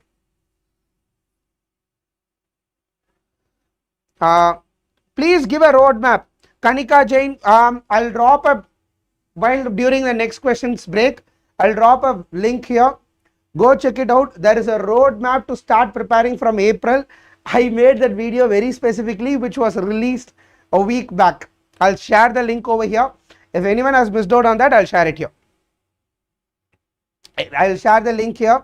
I'll share 2 links. The first link is where the roadmap is sitting. The previous 9 months quant plan, I told you how to fill the form, how to fill the Google sheet. I've given all the details over there. I'll give you that. We'll solve this question and then I'll get back to the questions. A fruit basket contains 37.5% of apples, oranges, and the rest being apples. If the difference between the number of apples to that of oranges is 40, the total number of fruits in the basket is. So that's a total number of fruits, total.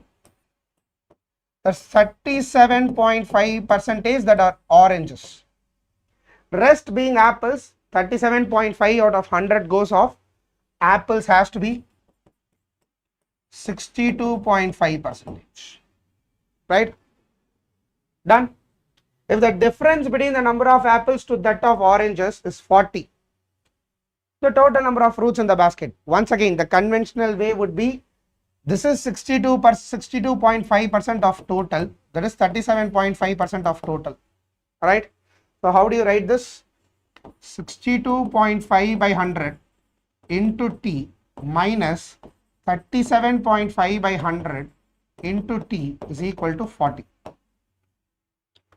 And then you can take T common, T by 100 common, and then solve for it and get it done. So T by 100 I am taking it common. 62.5 minus 37.5 equal to 100. So subtracting 62 and 37.5, T into 25 by 100 is equal to 40. Sorry, this is 40. So T is equal to 40 into 100 divided by 25. That's a conventional way. But breaking this part, I will straight away say this is 37.5%. This is 62.5%.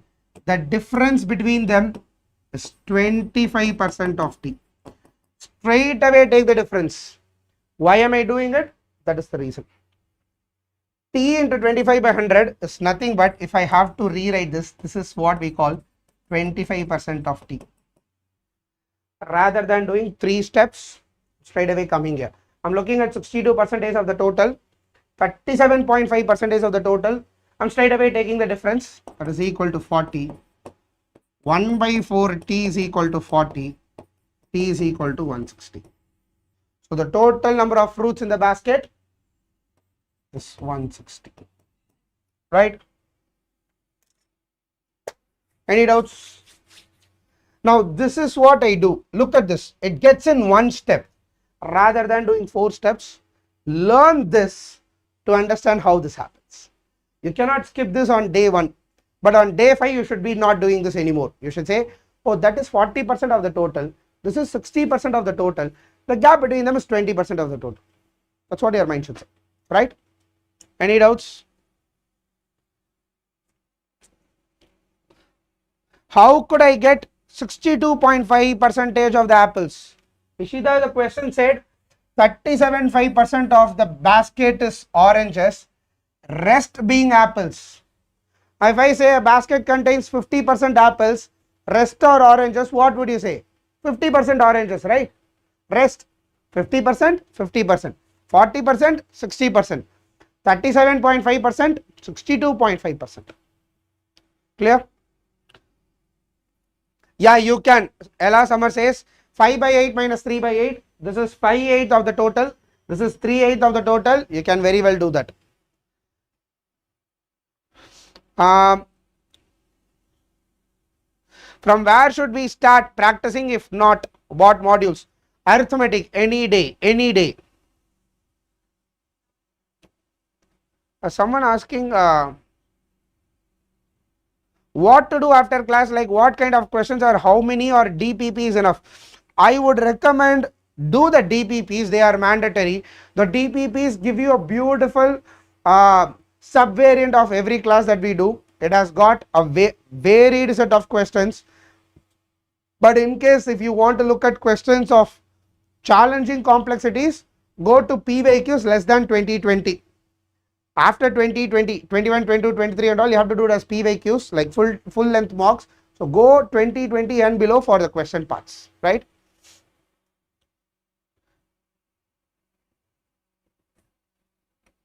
I'm quite confident about QA and LRDI as an engineer, but VRC, read, Ayush, read. Yes, asking, is Arun Sharma a good recommendation? Again, Arun Sharma has been a standard book. Does it cover? Yes. Oh, but are the books that you get with the batch works? Any PYQ set of questions work? Oh, start anywhere. Anything that's a standard varied book, go for it. Are DPP same as quiz of the day? No, they are different. They are different. How many questions per topic are enough? Himanshi, okay, Himanshi, that's a very subjective question. It depends on your comfort level. I cannot tell you do 20 questions, 30 questions, 40 questions, but if I have to give you a ballpark, you cannot claim to be comfortable without solving at least 20 to 25 questions in a topic. In a topic, at least 25 questions are mandatory. So per day, have a target of 20. Sometimes it goes less, sometimes it goes more, it's okay. But I cannot give you a ballpark for a topic. But if I have to give you some rough estimates, some 20 to 30 questions per topic should make you feel good. I'm not saying you will become a master.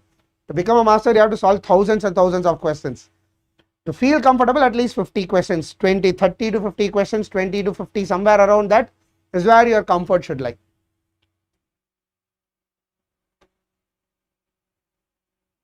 Right, unable to find DPP. The DPP will be sent across, so don't worry. Now we'll move on to the next one.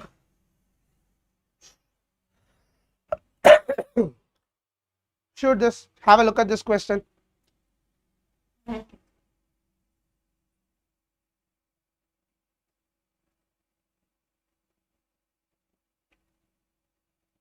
Ankush, the DPP will have questions to practice.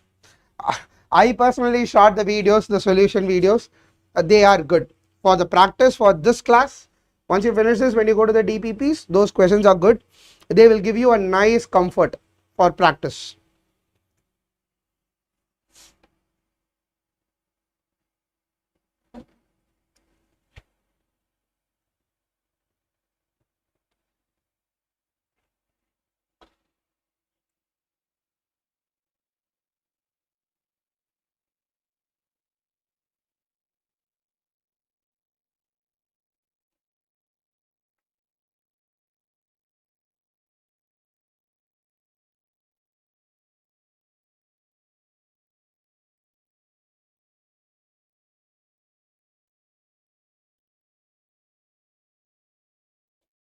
Right, we'll do this one now. A man spends 20% of his salary on rent, 50% of the remaining on groceries, 25% of the remaining on miscellaneous expense, and saves the rest. If he saves 15,000, what is his salary? Out of the entire salary. Now check this out. 20% goes on rent.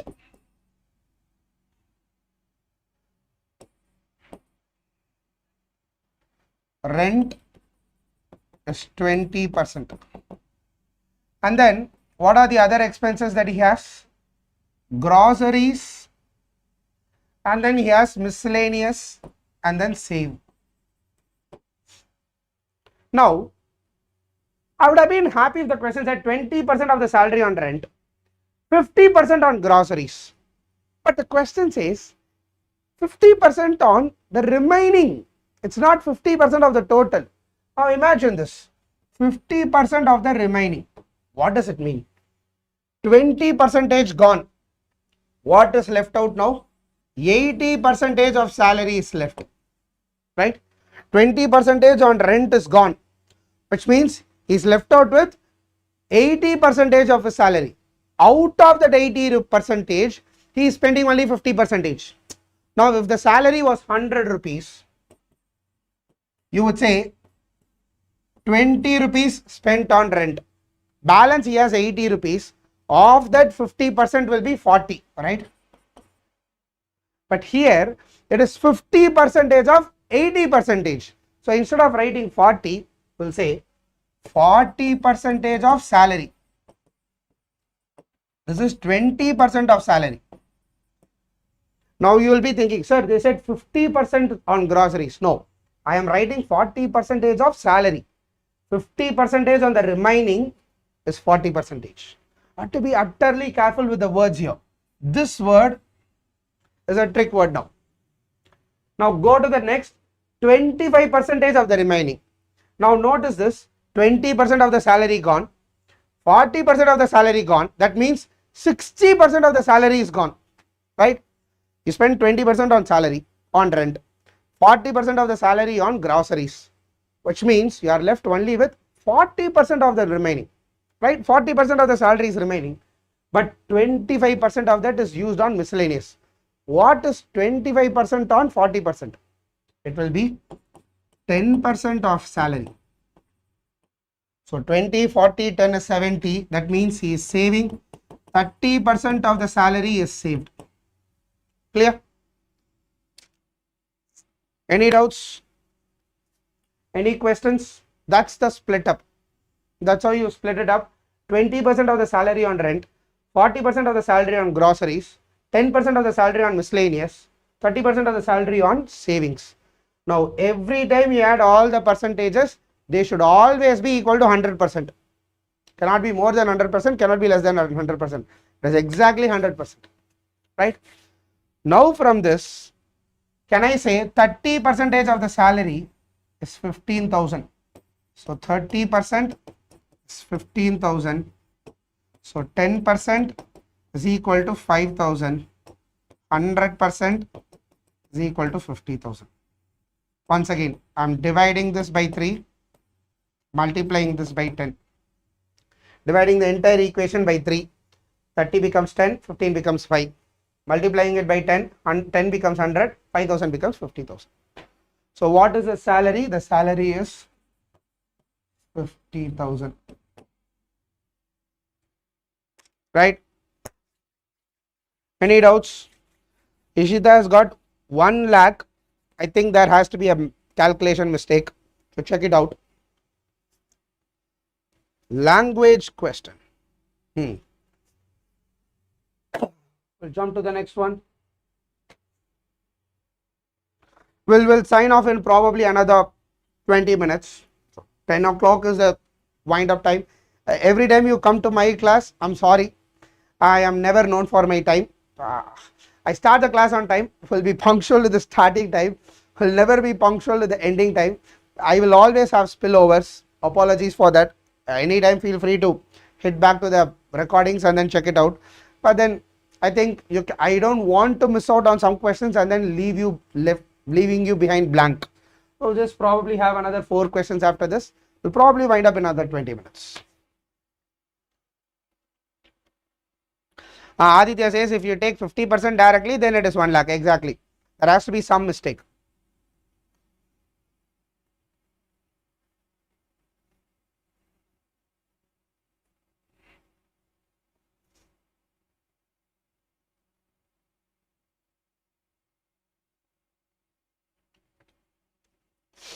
Now this is a nice question from I think 6, 7, 8 some of these questions.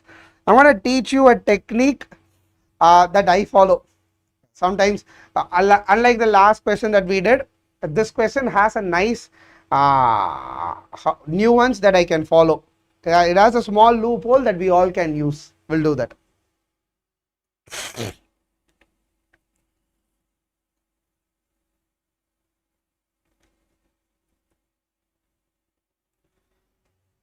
Look at this question. 45% of the students in a class, that has 40% girls, had passed in an exam.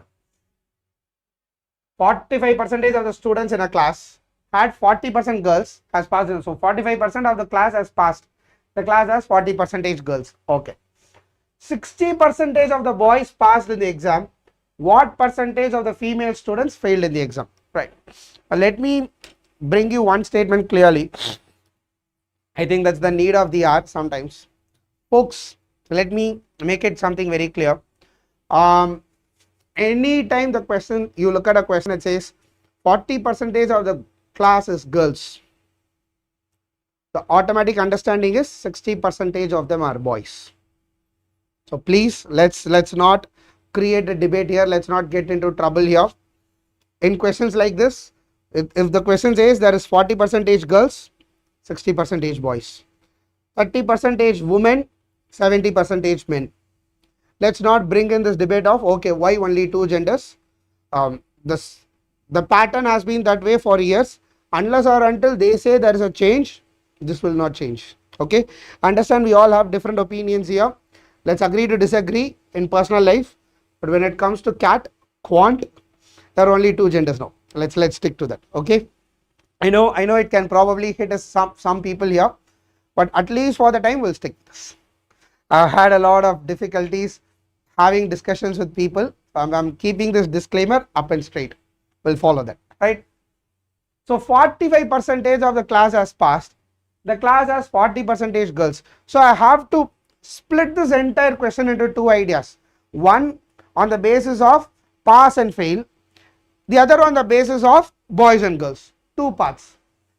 And also, since the entire question goes around in percentages, like all the previous questions had some value sitting here, right? But this question clearly has only percentages. So what I'm going to do is, I'm going to assume a value. The number of students in a class is some value. I'm going to say, hey, there is some value, I'm going to give this. I'll usually start with a standard value of 100. There can be some issues when we use 100 every time. We'll go to that when we solve the question. Okay. So what I'm going to do is, there are 100 students in the class.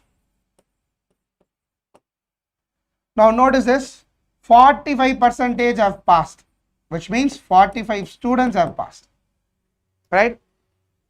Which means fail, how many people should have failed? 55 students should have failed, right? Now take another graph, 40% girls. So girls is 40. So boys is 60. Right? Neatly done. Break them into two. Keep them. Now solve the question. If 60% of the boys passed in the exam, now I can further break this boys category into two. 60% of the boys. What is 60% of the boys? There are only 60 boys here. So 60% of the boys. 10% is 6. 60% will be 36. Have passed, which means 24 would have failed, right? Any doubts? 60% pass. The question says that 60% of the boys passed. I have 60 boys, 60% of the value is 36. 36 boys have passed, which means 24 boys have failed. Now, can I take this and plug it in over here? I have a total of 45 students who have passed, which means out of that 45, 36 are boys, which means the girls who have passed is just 9, right? I'm taking this 36 and 24 over here. 45 students have passed, 36 boys have passed, which means 9 girls have passed. Similarly, bring this 24 over here. 24 boys have failed, which means balance 21 girls have failed. Yes, I have 21 girls who have failed. Any doubts? Any questions? Any doubts here? 22.5% girls have failed in the exam. Any confusion over here? We have taken 100. I'm telling you, take 200, the answer will still be the same. Values will change, percentage will not. You can take anyone, right? Out of 24, out of 55, 24 of them are passed. Oh, 55 minus 24 is 31, my bad. 31 girls have failed. What percentage of the female students have failed in the exam? Now, how many female students were there? How many of them have failed? What percentage of the female students have failed in the exam? Now they are asking you to find, hey, the female failing percentage is what? How do you do that? Now there is a total of, how many girls are there? There is a total of 40 girls. 31 of them have failed. Right? What percentage of the female students have failed in the exam? So how will you do it? 31 girls, sorry, yeah, I've changed it. Now here comes the question, what percentage of the female students have failed the exam? Now we know that something by something into 100, what by what? What by what?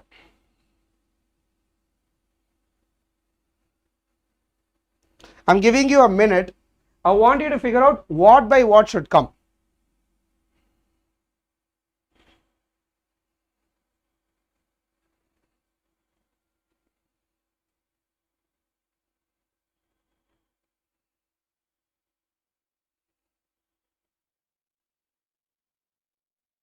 Should it be 31 by 40? Should it be 31 by 55?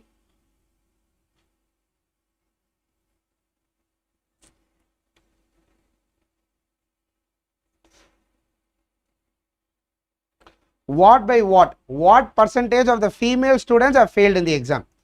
Read it, think before you proceed.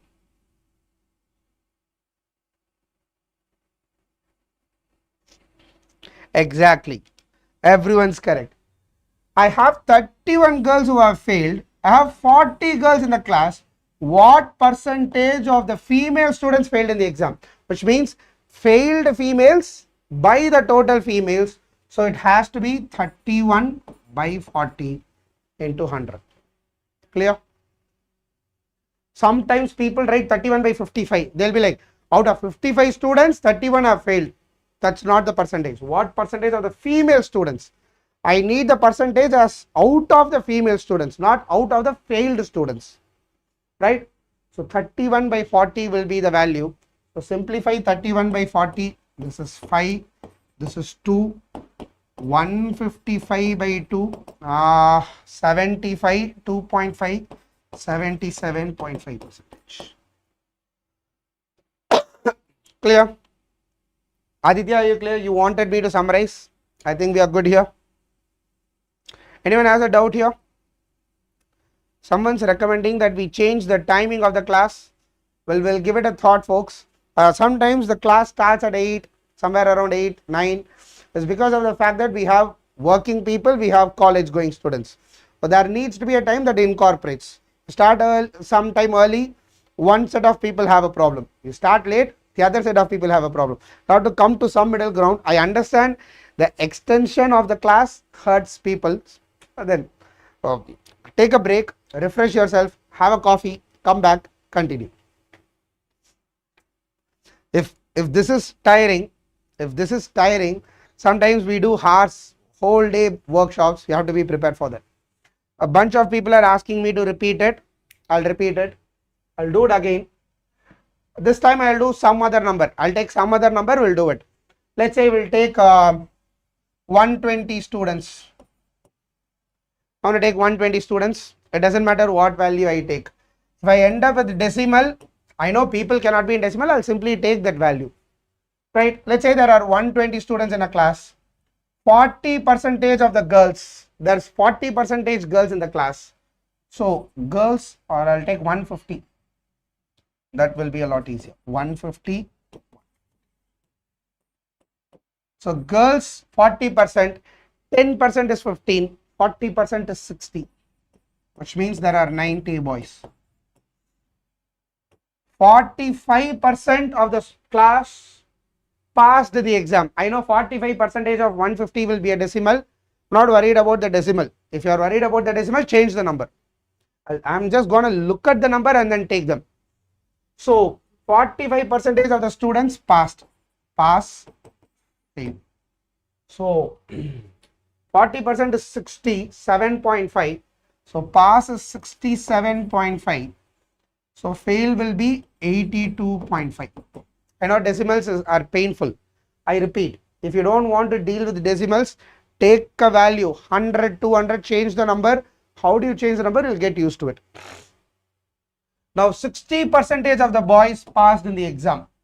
So there's boys here, 60%, 10% is 9, 60% is 54. So this is 36. Once again, pass, fail. I want to plug in this pass over here, fail over here. So this is boys, this is girls. So 54 here, which means remaining 13.5 will come here. Similarly, again boys, girls, fail is 36. Fail is 36. I'm going to take this 36 over here, which means the rest all will be girls failing. So what will be the girls? 52.5, 46.5. Again, the question is what percentage of the female students failed? 46.5 divided by 60 into 100. Failed girls by total girls. Clear? Ankush, clear here? Siddharth, Ankush, Guru. We are just rewriting those values to our convenience. That's it. Nothing more. Right? Brilliant. Brilliant. Another 2-3 questions and then we are done. Yeah. Check this out. Solve these 2 questions.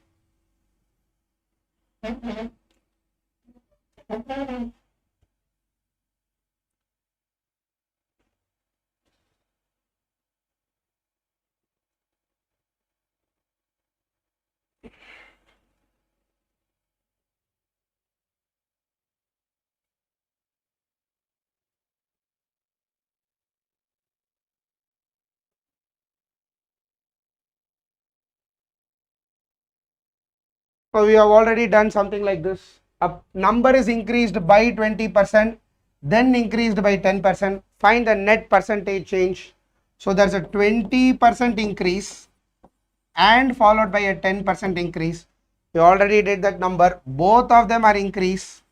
So 20, the idea will be A plus B plus AB by 100. So that will be 20 plus 10 plus 20 into 10 by 100. 20 plus 10 plus 2. That's a 32% increase. That's all. Nothing classic here. Age-old idea of substituting the values in the formula and then doing it. Same idea. First increased by 25%, then decreased by 20%. What is the final price compared to the original price? Do the same thing here. First there is a 25% increase, then there is a 20% decrease. What will be the formula then? A minus B minus AB by 100.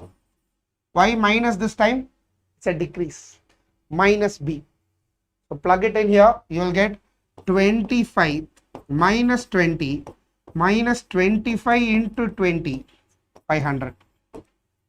So 25 minus 20 is 5 minus, this is 4 times, this is 5 times 5 minus 5. What do you mean by 0%? What do you mean by 0%? No net change. The net change is 0. It has come back to the original value. This question, there is a value A, went up by 25%, came back by 20%. What does it mean? Went up by 1/4, came down by 1/5. Will there be a change in the value? No. Now, just in case, I give you this. For example, there is a 10% increase, or I will do it here. There is a 10% increase, 20% decrease. What is the net change? How will you do this? Do the same thing. 10 minus 20 minus 10 into 20 by 100. So minus 10, these two you solve it again, you will get minus 2, you will get minus 12%. What do you mean by minus 12%? 32% is 32% increase. What is minus 12%? It simply means 12%. Clear? First answer. Oh, did I make a mistake in the math? Oh, that's decreased by 10%. My bad, my bad. My bad. I read increase.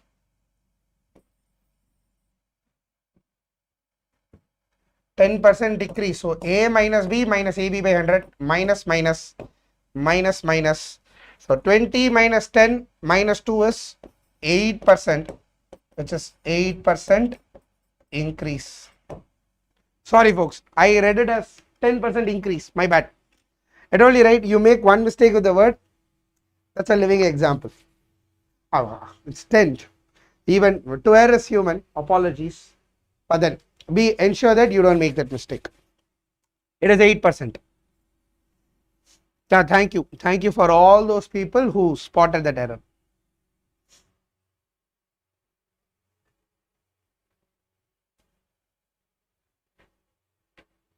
Solve this question. I'll give you a minute once again.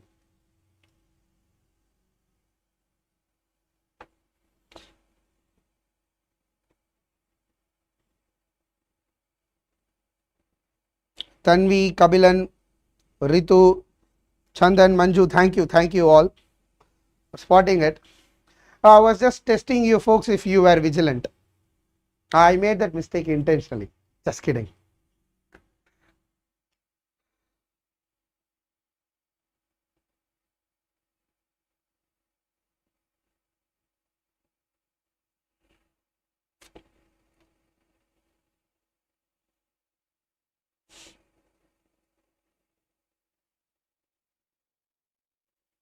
Right. We'll do this one now. A person spends 60% of his income. If his income increases by 20% and his expenditure increases by 10%, what percentage do his savings increase? Once again, entire question has only percentages. Feel free to stick with the value that you are comfortable with. It doesn't matter what value you take. Once again, we are going to go with our age old traditional 100. 100 is my salary. He spends 60%. Expenditure is 60%, which is 60 rupees, which means his savings is 40. But his income has increased by 20%. 20% increment. So his new salary is 120. His expenditure increases by 10%, which means from 60 it is going to increase by 10%. So his expenditure now will be 10% more on 60, which is 6. So his expenditure is 66. So what will be saving? The rest all will be saving now. 34 plus 20, 54. This is savings now. The question is, what percentage do savings increase? They are not asking what percentage is a savings. They are asking what percentage does a savings increase. In short, they are saying this value is what. So it has increased by 14 from 40. So I will call it 14 by 40 into 100. Cancel it out. This is 2, this is 5. Cancel it out, 7. That's a 35% increase on his savings.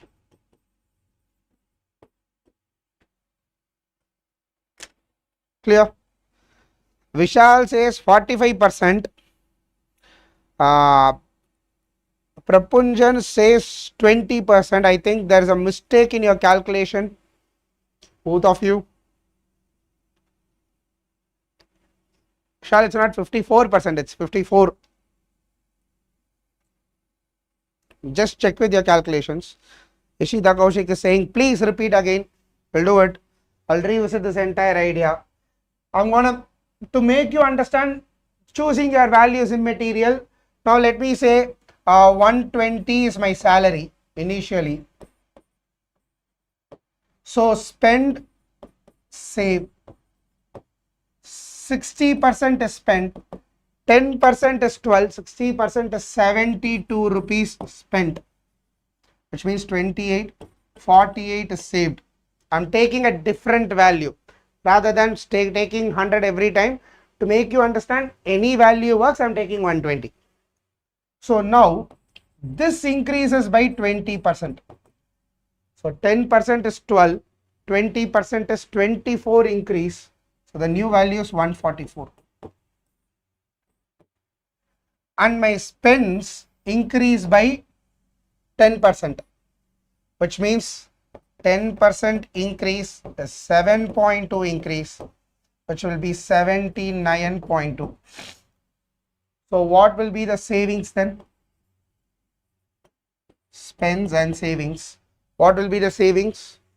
20, 44, 64, 64.8. I'm taking 64.8 will be the difference. From 48, it has gone to 64.8, which means it is an increase of 16.8 from 48 into 100. You will still get 35%. Clear, Ishita and Diya Sahu? Are we good here? It doesn't matter what value you pick. At some, when it comes to a set of few questions moving forward, you start picking values. Sometimes instead of taking 120x, 100, instead of taking 100, I will call it 100x. Some variable x. X can be anything. You just pick a value so that you don't deal with entire percentages. That's all. Clear? Awesome. Two more and then we will wind up for the day.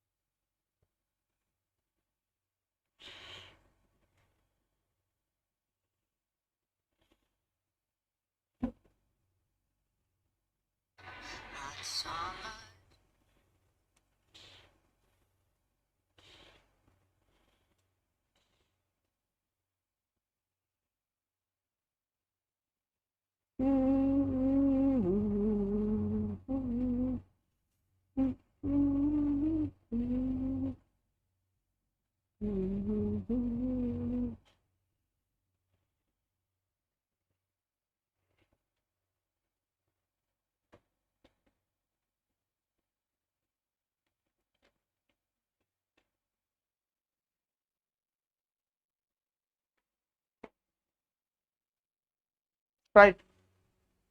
If the price of sugar increases by 25%, by what percentage should a household reduce its consumption so that the total expenditure on sugar remains same? Now, there is a beautiful idea that we keep emphasizing regularly. The idea says expenditure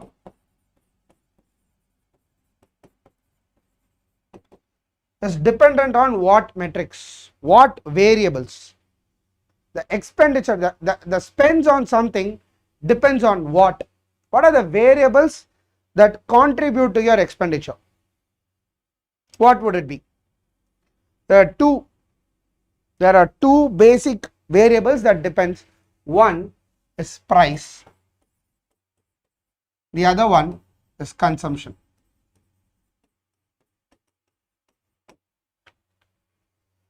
My budget on something, think about this. Let's say you have a bike and you are reliant on your parent for the petrol for the bike. Let's say your dad says every month you used to get $1,000 as your expenditure for petrol. We all live in cities, various cities. The petrol here is 101 rupees. I know there are cities that's costlier than 101. I think Mumbai and Delhi happen to be 105, 108 if I'm not wrong. I'll keep with some simple number in my understanding, that is, let's say my monthly budget for petrol is 1000. The cost per petrol is 100 rupees. This was 2 months back. With the current situation, I'm just hoping that post elections they don't increase the prices. The one reason why the prices have not shot up is due to the elections. We all understand that. I'm just keeping my fingers crossed and telling myself, okay, let the prices don't go up, because the moment the elections gets over, we know for a fact the prices will surge, will hike. We know that. Well, let's say instead of 100, it comes to 125 or 120. Back then when it was 100 rupees, you will be able to get 10 liters, right? If the expenditure was 1000 rupees, if the price is 100, you could get 10 liters, right? Price into consumption is your expenditure. You consume 10 liters, the price is 100 rupees, that's 1000 rupees. But if the price goes up 125, what happens to consumption? What happens to consumption? Will it still stay the same 10?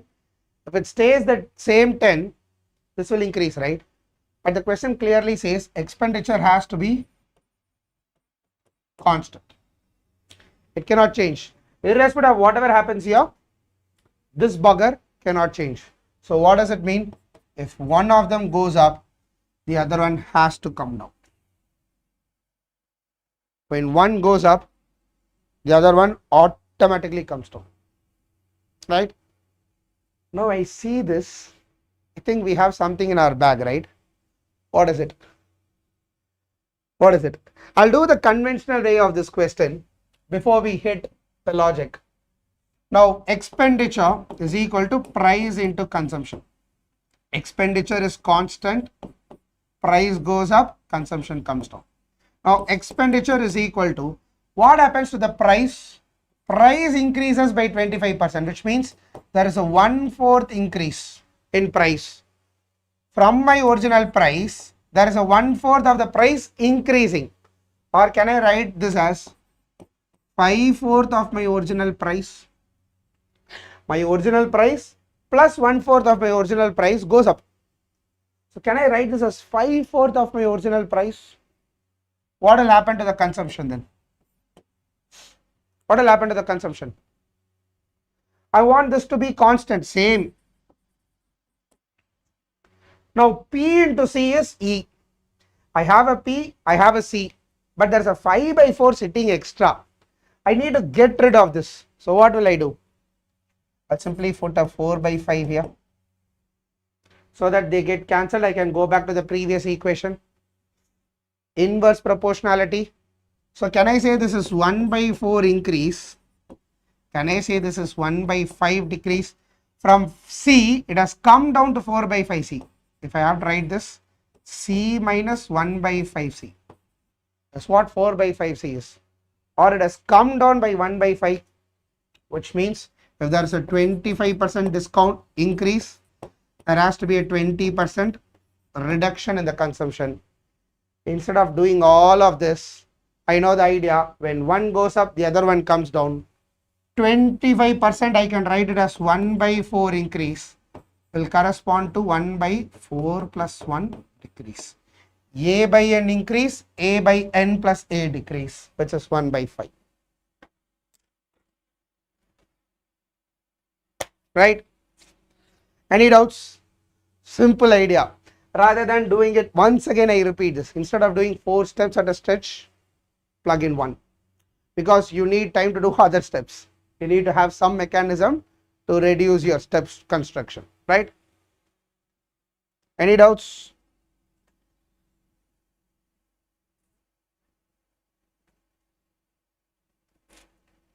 Any doubts? Any queries? The last one for the day, and we are winding up. I want to keep up to my promise. Length of a rectangle increased by 20%. Breadth is decreased by 10%. What is the percentage change in its perimeter? The second question is same. Increased by 20%. Breadth is decreased by 10%. What is the change in its area? First one says perimeter. Second one says area.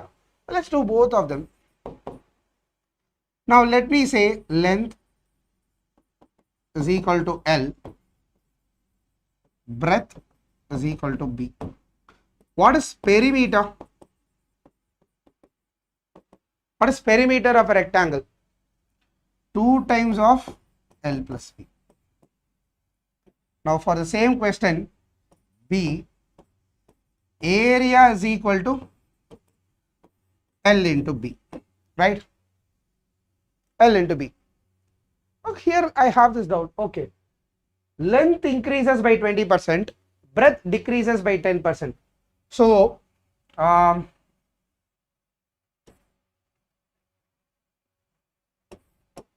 new length is equal to increased by 20%. I can write it as 1 by 2L. Why 1 by 2L? 20% is 1 by 5, which is 0.2. Instead of writing 1 by 5, I'm writing it as 1.2. If you want, you can write this as 6 by 5. I repeat, it all depends on whether you are comfortable with the decimal composition or the fractional composition. Stick to one or stick to both. What will be the new breadth? 0.9b. So math simply says b minus 10% of b, b minus 0.1b, which is 0.9b. That's all. I'm writing it in decimal part. So what will be the new perimeter then? New perimeter will be 2 times of 1.2L plus 0.9b. New area will be 1.2L into 0.9b. This I can multiply and write this as 1.08 LB. Now check this out. I'll write this in the next screen. From 2 times of L plus B, it has gone to 2 times of 1.2 L plus 0.9B. Whereas for the area from L into B, I'm not writing L into B. I will straight away write it as LB. It has gone to 1.08 LB. Now from here to here, can we tell the percentage change? Rahul says 8% area. Rahul says 2.5% perimeter change. Prapunjan says perimeter 5% increase. Let's see if it works. Okay. What I'm going to do is, I'm going to take L is equal to 10, B is equal to 10. Don't say that's a square. All squares are rectangles. Okay. So L1 new length will be 12, B1 will be 9, right? So the old perimeter will be 2 times of 10 plus 10, which is 40. This will be 2 times of 12 plus 9, which is 42. Hey, this seems to be like a 5% change. Is Rahul right then? Is Rahul right? Prapunjan right? Let's verify. But if I say L is equal to 20, B is equal to 10, L1 will become 24, B1 will become 9. Once again, perimeter from here is 40, but from here is 2 times of 24 plus, sorry, here it is 60, sorry. According to this, here it is 60. 24 plus 9, what is this? This will be 33. 33 into 2 is 66. Is this a 10% increase? Here it was a 5% increase. Is that a 5% increase here? It is a 10% increase. So can you tell me what the change is? In this question, you can never say. Cannot be determined. Why? Because look at this part again. 2 times of L plus B. 2 times of L plus B. Here I have L plus B. But L plus B is dependent on L and B here. Can you tell me the change in perimeter? You cannot. Every time L and B changes, the percentage also changes. But look here. Irrespective of your L and B, it will always be L into B here. Here I will happily say that's an 8% increase. Here I can happily say that. Can I say that here? Not every time. So know this again. With area, with changes, you can say it no matter what the changes. With perimeter, you have to be careful. With perimeter, you have to be careful, because length and breadth are two different values. For every L and B, the changes will happen. Clear? Any doubts? Are we good here? Cannot be determined, exactly.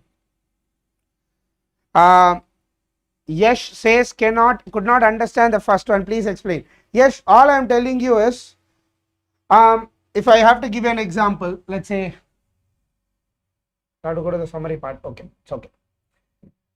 Now 4A becomes 4.4A. Can I tell the percentage change? Can I say change? The answer is yes. Why? The change is always from 4 to 4.4, no matter the value of A. For any value of A, it is always same. Now if I say 2A plus 4B, from here it goes to 2.2A plus 4.4B. Can I say the change here? Can I say what percentage is the change? Can you check and tell me? Can you say can you tell me the change in percentage to this question? You'll say, sir, you can't. I'm telling you, you can. Why? Check this out. If I take out the 2 here, 2 times of A plus 2B, take out 2.2 here, 2.2 into A plus 2B. Look at the variable component, A plus 2B, A plus 2B, standard. From 2 it has gone to 2.2, that's the only change. This part, if I call it X, this will also become X, right? So 2X to 2.2X. You can. But in the question that we had, from 2 times of L plus B, we went to 2 times of 1.2L plus 0.9B.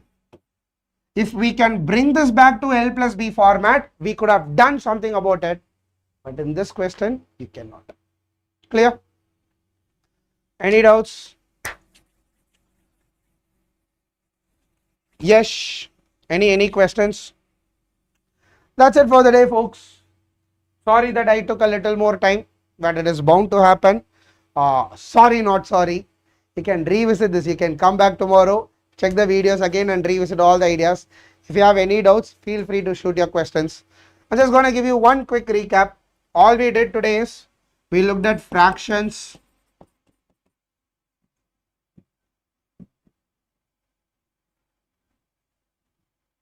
so we did fractions, percentage, fractions and decimals. Conversion, we spoke about it. And then we talked about percentage changes. And then we talked about inverse proportionality rule.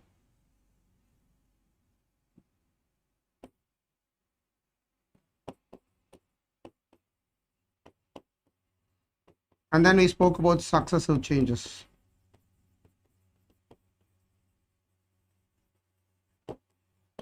These are the discussions that we had for the day. Run through them all. It is utterly important that you get the hang of all these ideas. I tell you this, if you don't get a hang of these ideas, solving questions from moving forward will get tricky. This is your best opening batsman. Think about percentages like how do I put it across? The Rohit Sharma of your Mumbai team, Mumbai Indians, the Virat Kohli of your RCB, the Matthew Hayden of your CSK. Of course, I'm not going to. Sanju Samson of CSK maybe. The Virender Sehwag of your Delhi Daredevils. Once back then when I used to watch IPL, these were probably the best players that they had, right? The Chris Gayle of your RCB. That's how I look at percentages. That's the best opening batsman that you can have. The next best opening batsman is ratio proportions, and the best one down is linear quadratic. You get the top 3, I'm telling you, you are looking at great scores in quant. So get a grab of it. Have one round of this again. I know you guys would be tired now. Go, take rest, sleep well, wake up tomorrow, run through the video again. You get unlimited playback videos. This is on YouTube now. You get unlimited watches. Go for it. Solve the DPPs. If something is not working out well with you, there's recorded solutions of that. If that's not clear enough, drop in questions, queries.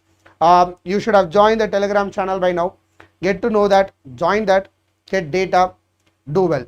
All the best, folks. We'll sign off for the day. Thank you.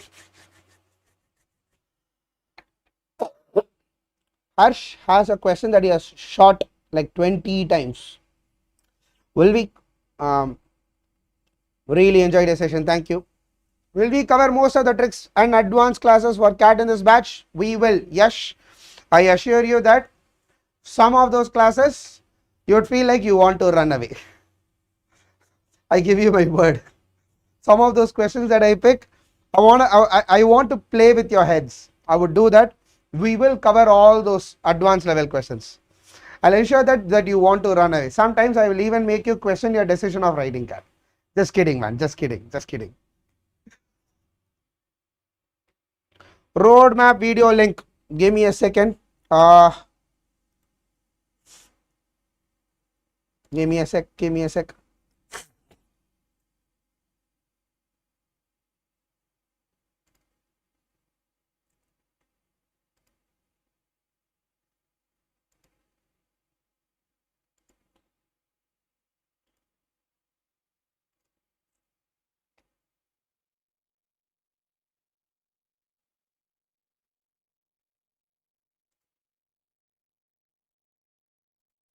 Give me a second.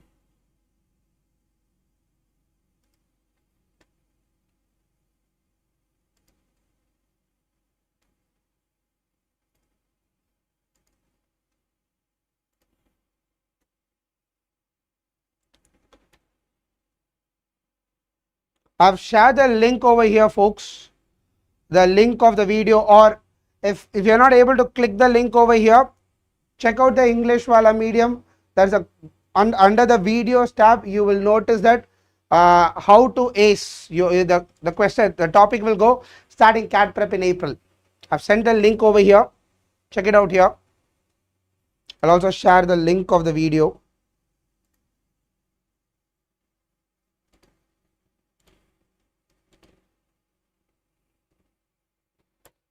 That's the link of the video. Check it out. Okay, let me just have one quick look at the questions. I'll just probably answer them before we sign off. Should we do DPP now or can we take a break? You should do the DPP. Not now. Sleep, wake up tomorrow, do it. Roadmap video link done.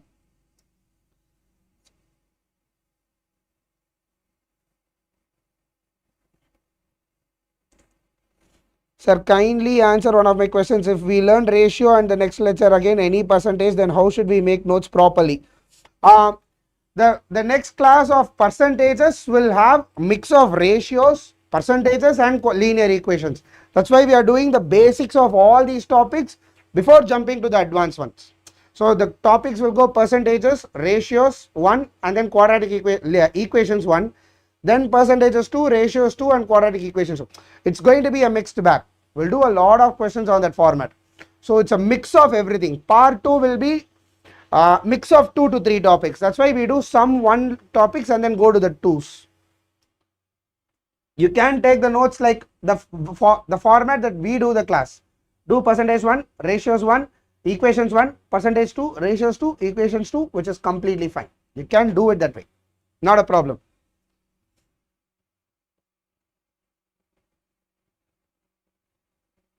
Kindly answer one of, okay. Yes, tricks and thank you. Roadmap. You can attempt it tomorrow on Kush. You can take a break, come back. Yes, ask more than 2 successive changes. Do it manually. No logics, no formulas. it gets tricky. A increase, B increase, C increase. It's A plus B plus C plus AB plus BC plus AC plus ABC. Too much. Don't do anything else. Do it the manual way. Do it the conventional way.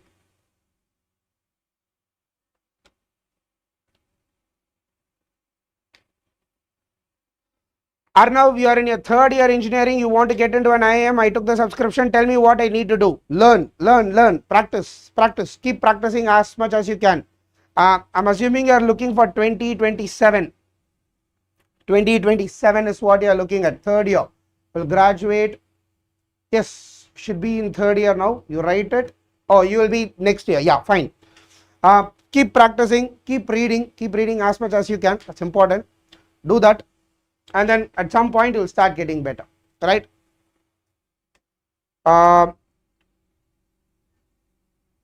You are in more stress.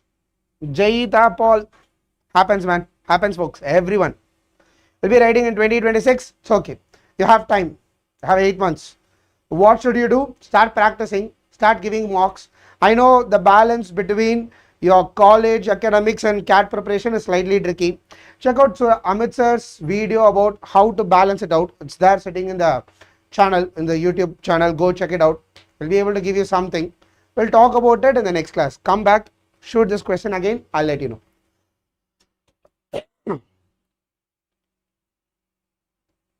When to do book questions? Anytime you feel like you are ready. If you feel like, even if you don't feel ready, pick a few, do the questions in the book, start incorporating the ideas that you learn in the book. Take those questions and see what you can learn more. You are ready to do book questions straight away. Do finish off the DPP so that it aligns with your flow, and then you can go to the book.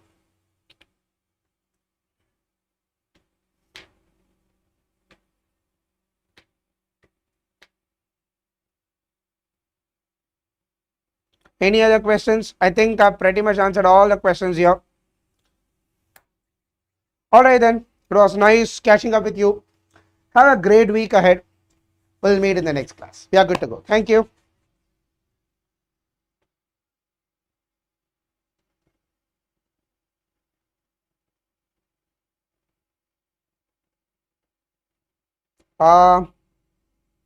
Share the QR of your Telegram of Quants batch. Ishita is asking. Give me a minute.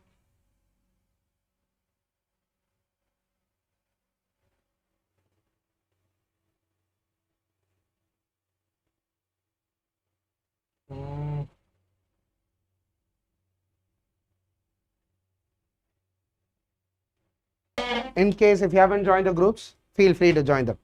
I'll just step aside. Okay, I need to step aside this.